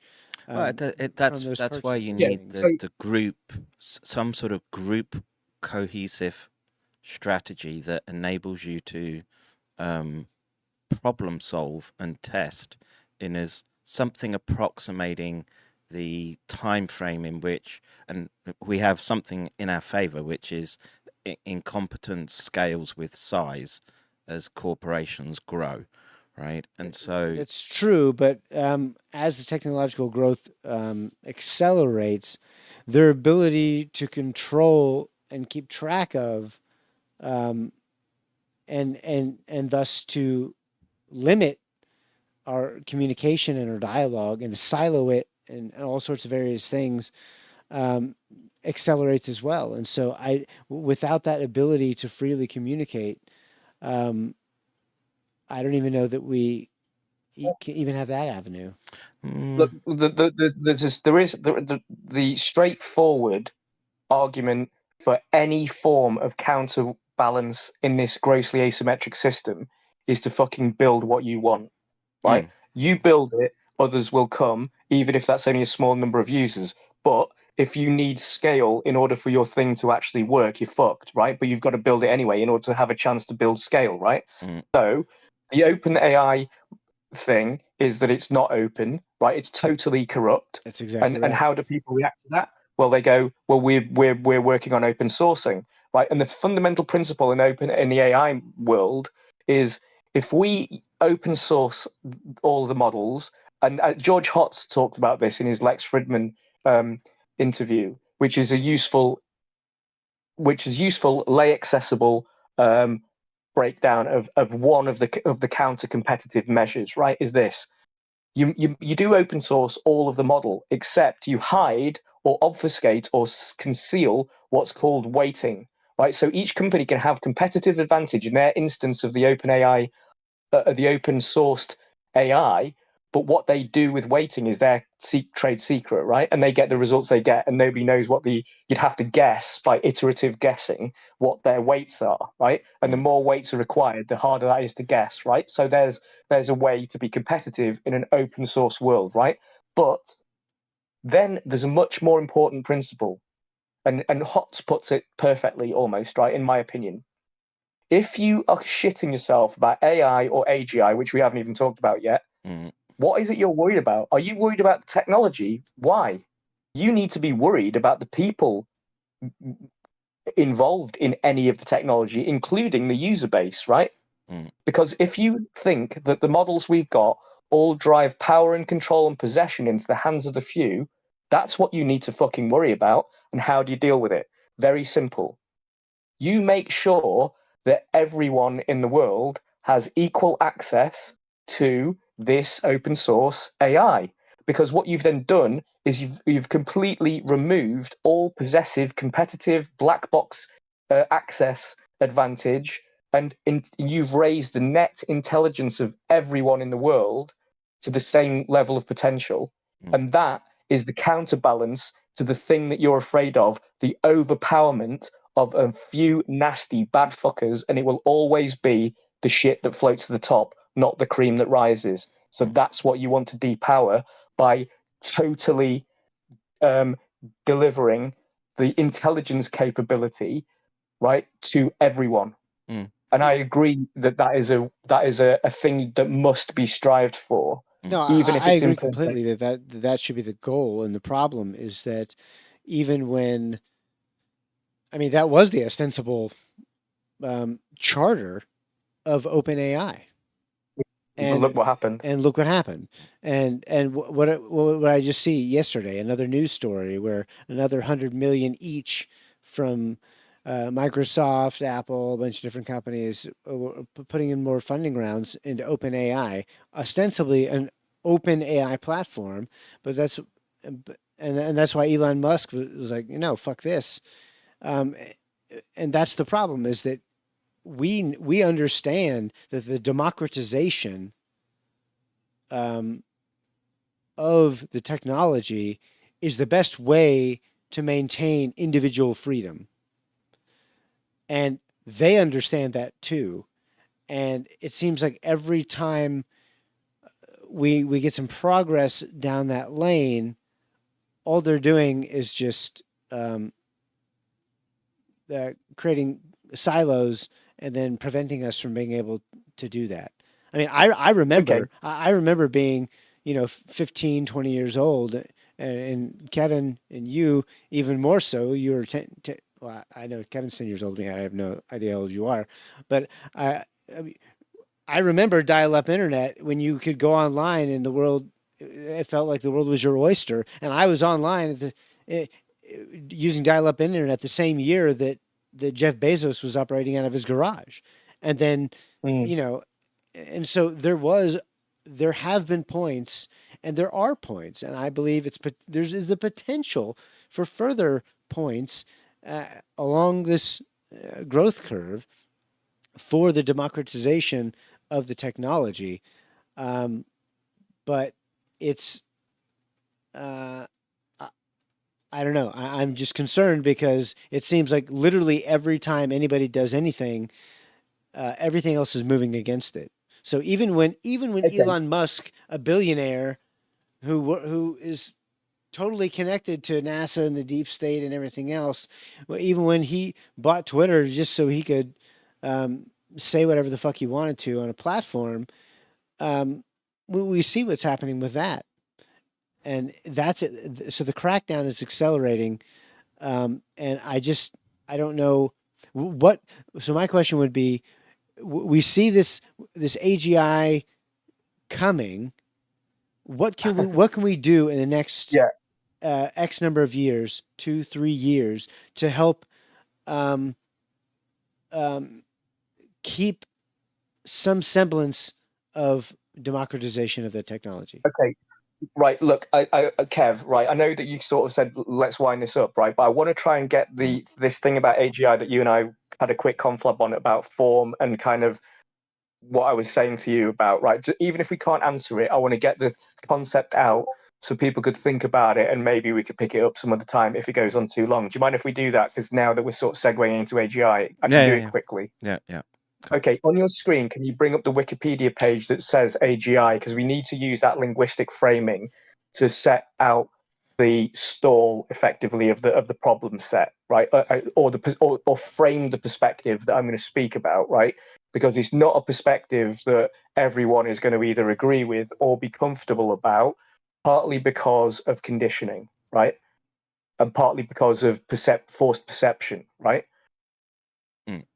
So if we look at this, it says, great, artificial general intelligence is a type of artificial intelligence that matches or surpasses human capabilities across a wide range of cognitive tasks. Let's just deal with that first sentence because it's fundamental, right? So Charles or Kev, what is, in that definition, that single sentence definition, what is the base reference that we're using as a metric? What's the base metric we're using for reference? Human capacity for, well, however you want to break down adaptive behavior in this instance. Okay, so a human and what that particular human can do. So we now know that our metric has a very fucking wide range if we just use this sentence, because we could be talking about somebody with a functional retard or even worse. Okay, so we could be talking sub 50 IQ, right? But if you really think about that, why would that be not progress? Because we don't have an AGI at all. So if we get an AGI with an IQ of 40, hey, that's progress, right? So that could still be an acceptable thing, right? Is that a fair thing to say to start with? Yeah. Yes. Okay. Yeah. So now we need to decide between us, what does the word artificial mean in that sentence? I can remember having this discussion in science class in what would be second year. I don't know what that is, junior high, which is artificial meaning man-made versus synthetic meaning, or and the examples, I remember being annoyed that people would consider a ceramic brick man-made when I was arguing. I think that's how I was casting my mind back, but it was just like essentially anything that has non-natural ingredients was man-made. Anything made from natural ingredients is natural. And so a brick in my mind, if it's just clay, is essentially a natural product. And they were like, no, it's man-made. I was like, well, okay, that's not the definition that's being passed around. So I don't know if that helped, but no, I would agree with in this instance, if we're talking about human intelligence, then it would be natural, physical, like the product of our physical brain processes, and not those augmented by my Babbage calculation machine. right. Okay, so what we've already got is a problem defining artificial, right? And when we got a problem, we've got an opportunity, right? Because now we can get down to the power of the fundamental technology of language, right? So watch this. To cut this short, instead of milking it, this is what I'm going to do. I am going to say that if I want to produce an AGI that is at human capability on some, at least, of a range of cognitive functions, what am I going to make it from? Silicon, something else, another artificial or synthetic substrate? Why? That's a fucking waste of time, because I've already got humans and they are already generally intelligent at human or better equivalence, right? Because it just depends where on the normal distribution curve of intelligence in the very broadest sense, right? Because this is not just about IQ, right? That my reference human sits, right? So I could literally pick a functional retard in an iron lung and say, if he's my reference point, all I need to do is find another human, right, who is better than him, and I've already passed the bar, right? But how do I get him? So this is where artificial comes in. This is what I would do.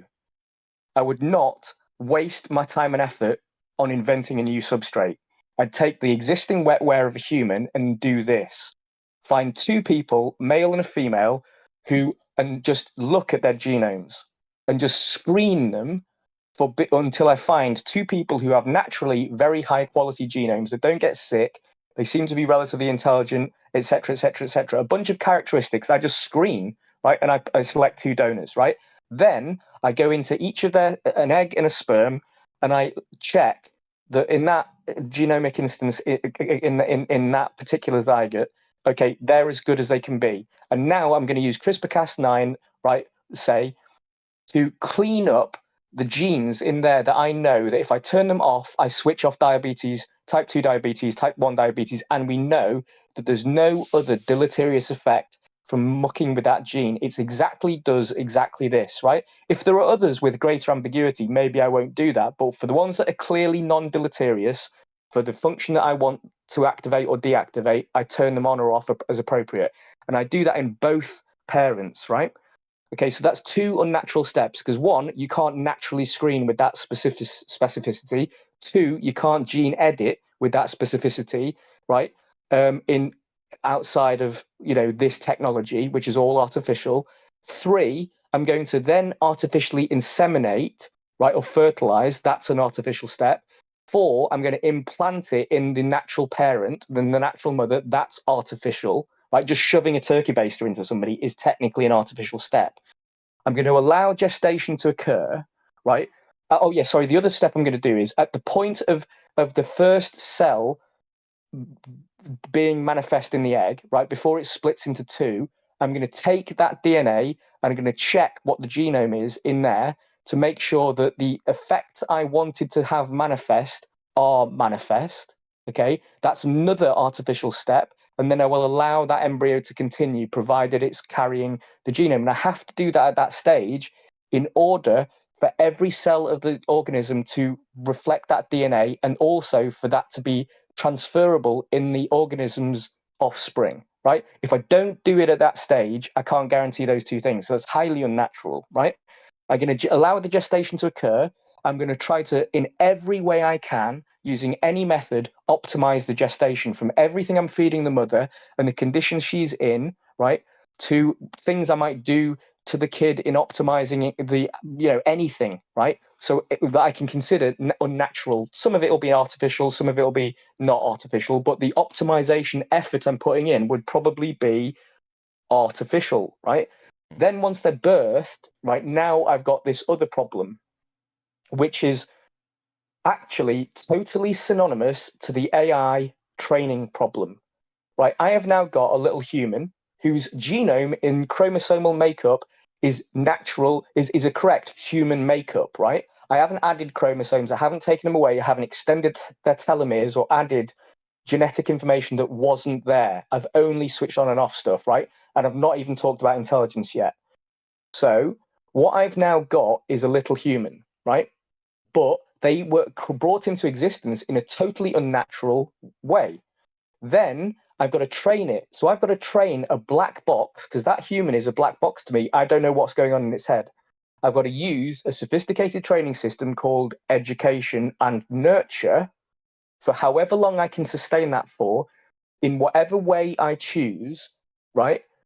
And hope that the outcome at the end of a given period or in the intermediate periods meets my performance criteria, right? This is exactly the same problem as taking a black box AI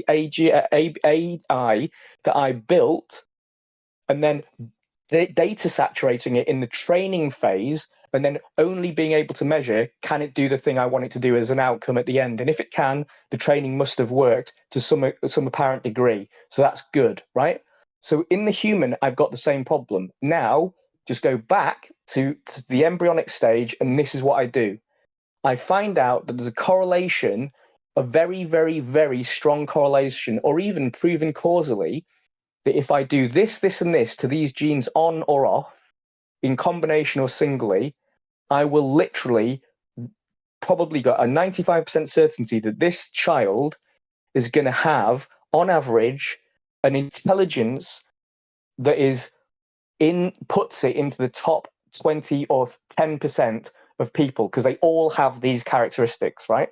And I'm going to activate them in its genome. So I'm actually now interfering with its level of intelligence or potential, right, artificially. And then I'm going to try and manifest or realize that potential through the education effort that I put in training it, right? Now, what I'm trying to drive at here is this. If I can pull all of this off, ignore all the regulatory issues, it's just irrelevant for the thought exercise, which is a whole other second discussion that Kev and I touched on privately, and we still roughly can see eye to eye on this. What I'm doing here is I'm achieving humanized AGI, because I don't give a shit about which substrate I'm using, and I'm maximizing the substrate I already have that I know meets naturally the definition of equal to human general cognitive capability across a wide range of cognitive tasks. And my artificial bit is all the shit I did to optimize the kid's well-being genomically and potentially his intelligence potential, right? And then I've tried to manifest that by training the fuck out of him, right? Now, why would I do this? Okay, why is two reasons. One, I'm basically making a form of Manchurian candidate, potentially. Think about what MK Ultra did. It's doing the same thing, right? But it intervened with somebody well before the embryonic stage, well after, sorry, the embryonic stage, and you're trying to behaviorally or drug them up or whatever, create a drone or a control, but you're exploiting their natural innate cognitive capability to turn them into an assassin or a spy or something else, right? But this is the same thing, but it's done way, way, way earlier. Or what you're trying to do is, and this can be for good or bad. You can want this Manchurian candidate to rise to lead the world to a better place or a worse place. That's all a relative value judgment. The second thing is this: if I had an AGI, which was a big round machine in the pool of water, and I said, "This is the AGI, we finally got it," because it's in that form, everyone is going to have a massive set of presuppositions, prejudices, reservations, and requirements that are put on me before they're going to let that do anything to anyone anywhere, right? Because of the form. The form literally puts up all of these guards.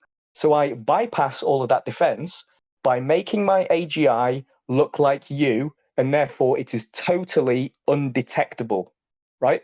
And so as long as I can have enough control and influence over it for an ongoing period, and by having been its parent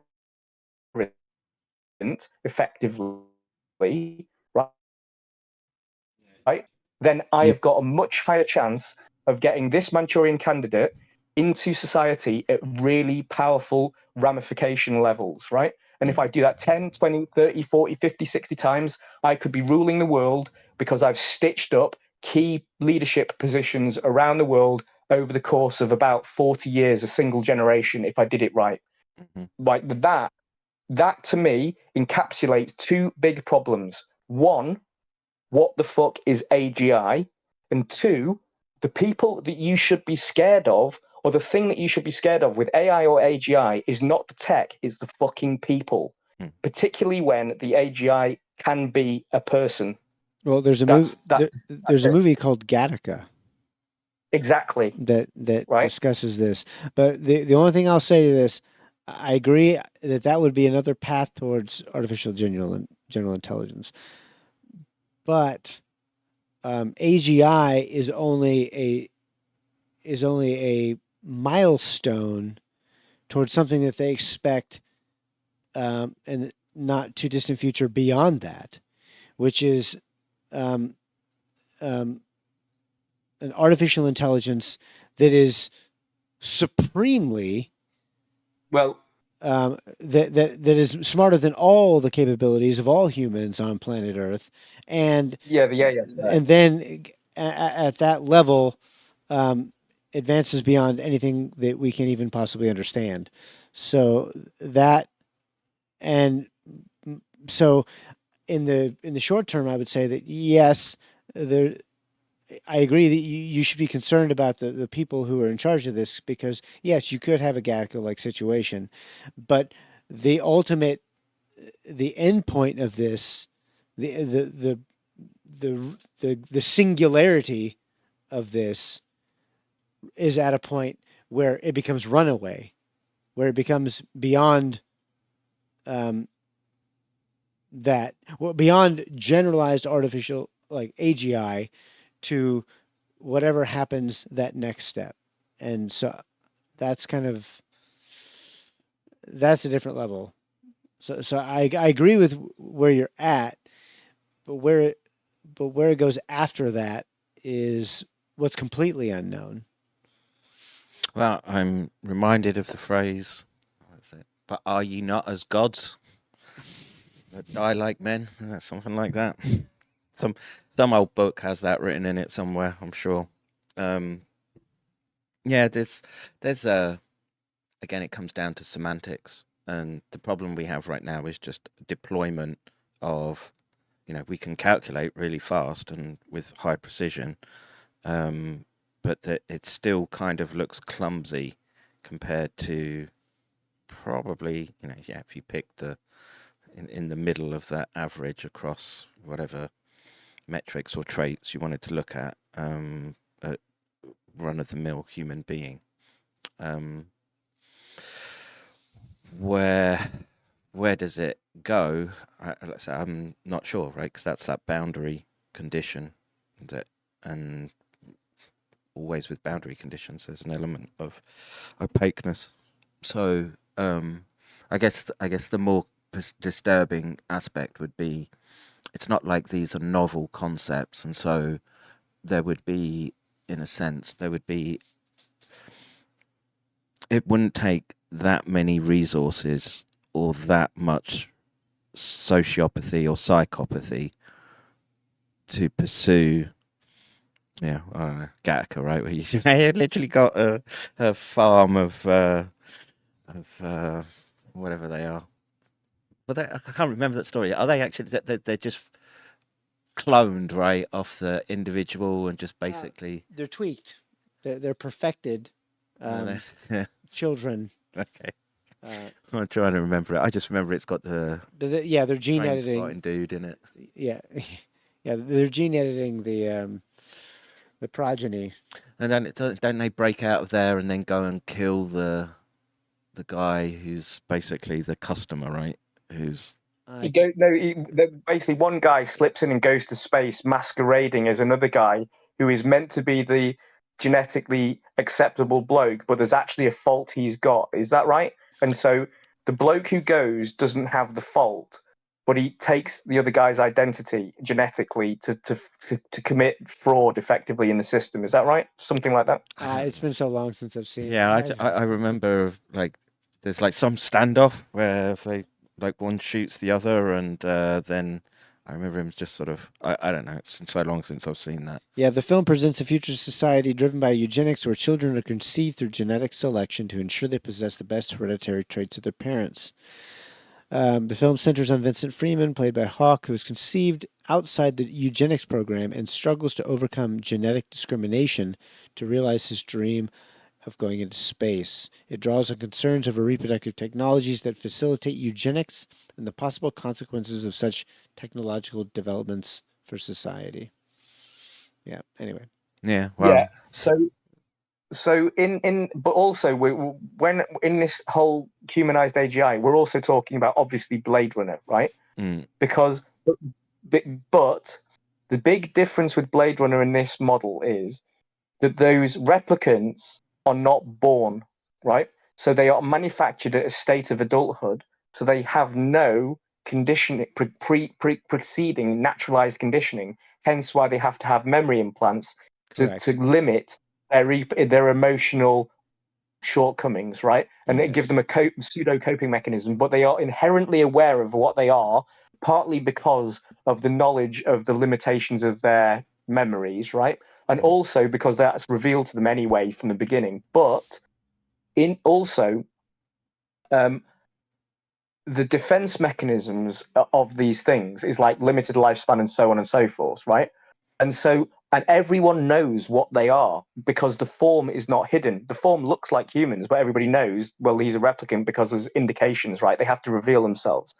But if you don't do that and you make the humanized AGI indistinguishable, right? But you even embed a kill switch or a sort of subdermal, control system or whatever, right? That augments that your product, but it's still human and it still meets the artificial, and it meets the it's a human level general intelligence, right?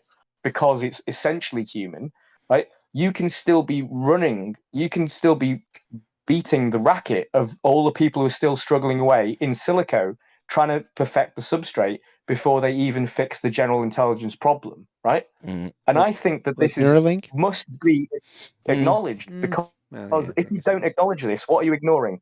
You're ignoring decades or generations of at least human selective breeding amongst via marriage, which is a common thing that the power structures have done in societies all over the place. And it's actually a natural thing that even average people try to do, because that's why you go out with people you like the look of and who don't have hunchbacks and don't get sick all the time, right? And you try to marry the good ones, right? And that's basically the crack, right? But if you accelerate these basic concepts into what can you do with CRISPR-Cas9 on a boat in international waters, right? I don't think CRISPR-Cas9 would be the method. Whatever, of choice, the thing, but the tools in development, right? And we're already getting further and further on with this. And so people going, you can't do that because it's illegal. Well, it's already potentially been one step towards being done, may have occurred. And the question is, how do you circumvent ethics? You go somewhere ethics don't apply. You either make your own city-state or private state. Epstein Island, Little St. James, what jurisdiction is that under? Okay, what jurisdiction is a boat in international waters that nobody even bothers to get onto, right? Never mind the fact that you may still not be able to technically do this in international waters, right? If you just have a shipping container, cargo ship, right, and 8 or 10 of those cargo containers are little labs that do a different thing in each one, and they've all got gyro-stabilized floor to take into account a certain level of instability of the sea, and it hangs around in international waters just off like the coast of the Caribbean, so you get lots of calm weather there at certain times of the year. You could be doing this shit and nobody knows. And then you tie that into an IVF treatment facility for very, very rich people, and then suddenly you've got a whole way of doing gene editing babies before you even get into the question of exactly what level of gene editing is going on here and what's that kid going to be in 20 years' time, right? And then that's even before you join this concept to things like the World Economic Forum Young Leader Program. What if, unfortunately, I'm sad to say, Christy Freeland and Justin Trudeau both represent version 1 of the AGI. I mean, okay, it's version 0.9. That's why they're shit, right? But they're still evading us because the form is undetectable as the human AGI, even if they're thick as fuck, right? Yeah, I mean, something to ponder. For sure. Like, I think, is it already? Like, that's what I think. It was a Spartacus, man. When I was, I think it's definitely possible that it's already happening. Yeah. And I was I'm trying to remember what it was called now. Something's obelisk. Basil's obelisk, something like that. But I was just like, oh yeah, at this point, suddenly you're just getting into, are we locked in a fight with entity from the future that's got the powers to reach back into the emergent now, and it's this Skynet.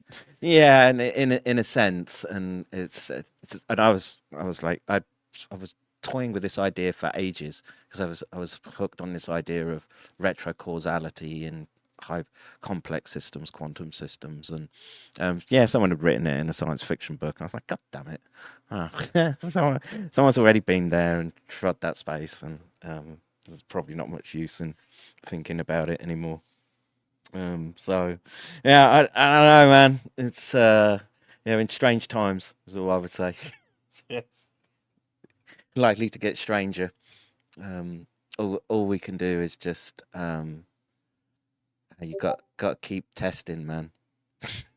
That's it. It's like, it's going to sound like what's her face from Portal. No, just gonna be must test. I can't remember the name. Yeah, but very, very good game if you haven't played it.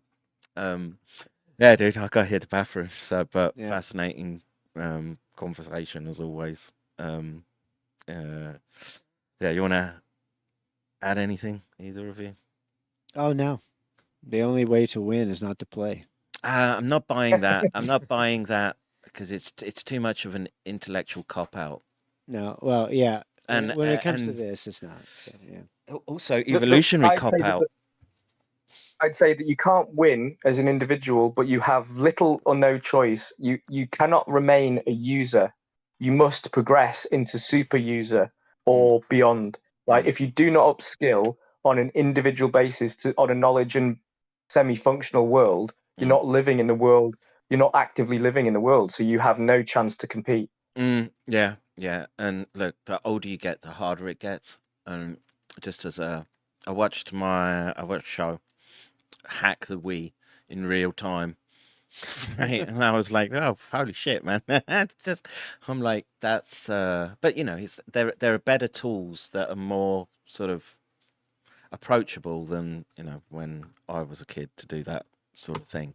But yeah, man, he just ripped out it's got his own OS running on it, and well, not really OS, I'll say, but systems and games, and I'm like, dang, son, my job here is done. What else can I do? Good job, Gattaca. Yeah. Anyway, well, so yes, this was good. This was good. All right. I'll just see if anyone supported the stream today. I will add. I've put a Rixie link. It didn't format quite as properly because I wanted it a little higher up the stream. But there's Commander Rixie PayPal link on McCairnDojo.com. Oh snap! You want to send shekels directly to him. You want to support the lab work and the doc. The Rehypnol button and that. Nothing at all. Hours and hours of entertainment and nary 1 shekel. You're tight. You're all schmooly Botex, the lot of you. All right. I am going to... Hey, don't make fun of him. He's the example of the retard in the... oh my God, man. AGI. Candace Owens ripped him apart on... what's his name? Piers Morgan. Piers Morgan, yeah. Yeah, I'm gonna go watch that full episode now. Man, it was brutal, man, and just I saw a clip, but I want to watch the full thing. Watching the kvetching in real time, and it just get lanced, and their tactics only run so far before people begin to noticing, right? Don't say. I don't know if ripping him a new one is the best phrase for. Well, you can always plug it with. Yeah, I was about to say. Well, it's true. Yeah, the problem and the solution. And it'd be kosher. There you go. Anyway. All right, Iggy, I'll let you go, sir. And These guys, pleasure as always. Yeah, thank you. Yes, it was. All right, folks. That's it. We're out of here. I'll go hit the bathroom.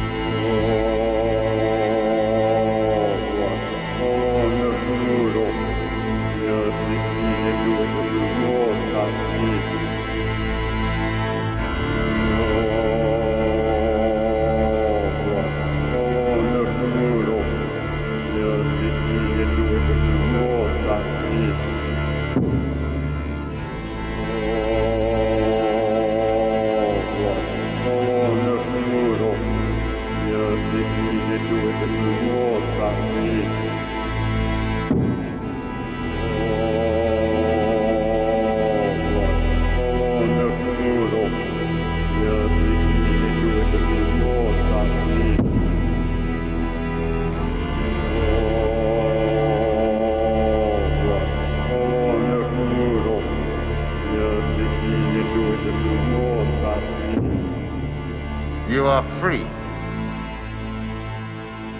But I warn you, if you make any further inquiries, or if you say a single word to anyone about what you have seen, there will be the most dire consequences for you and your family. Do you understand?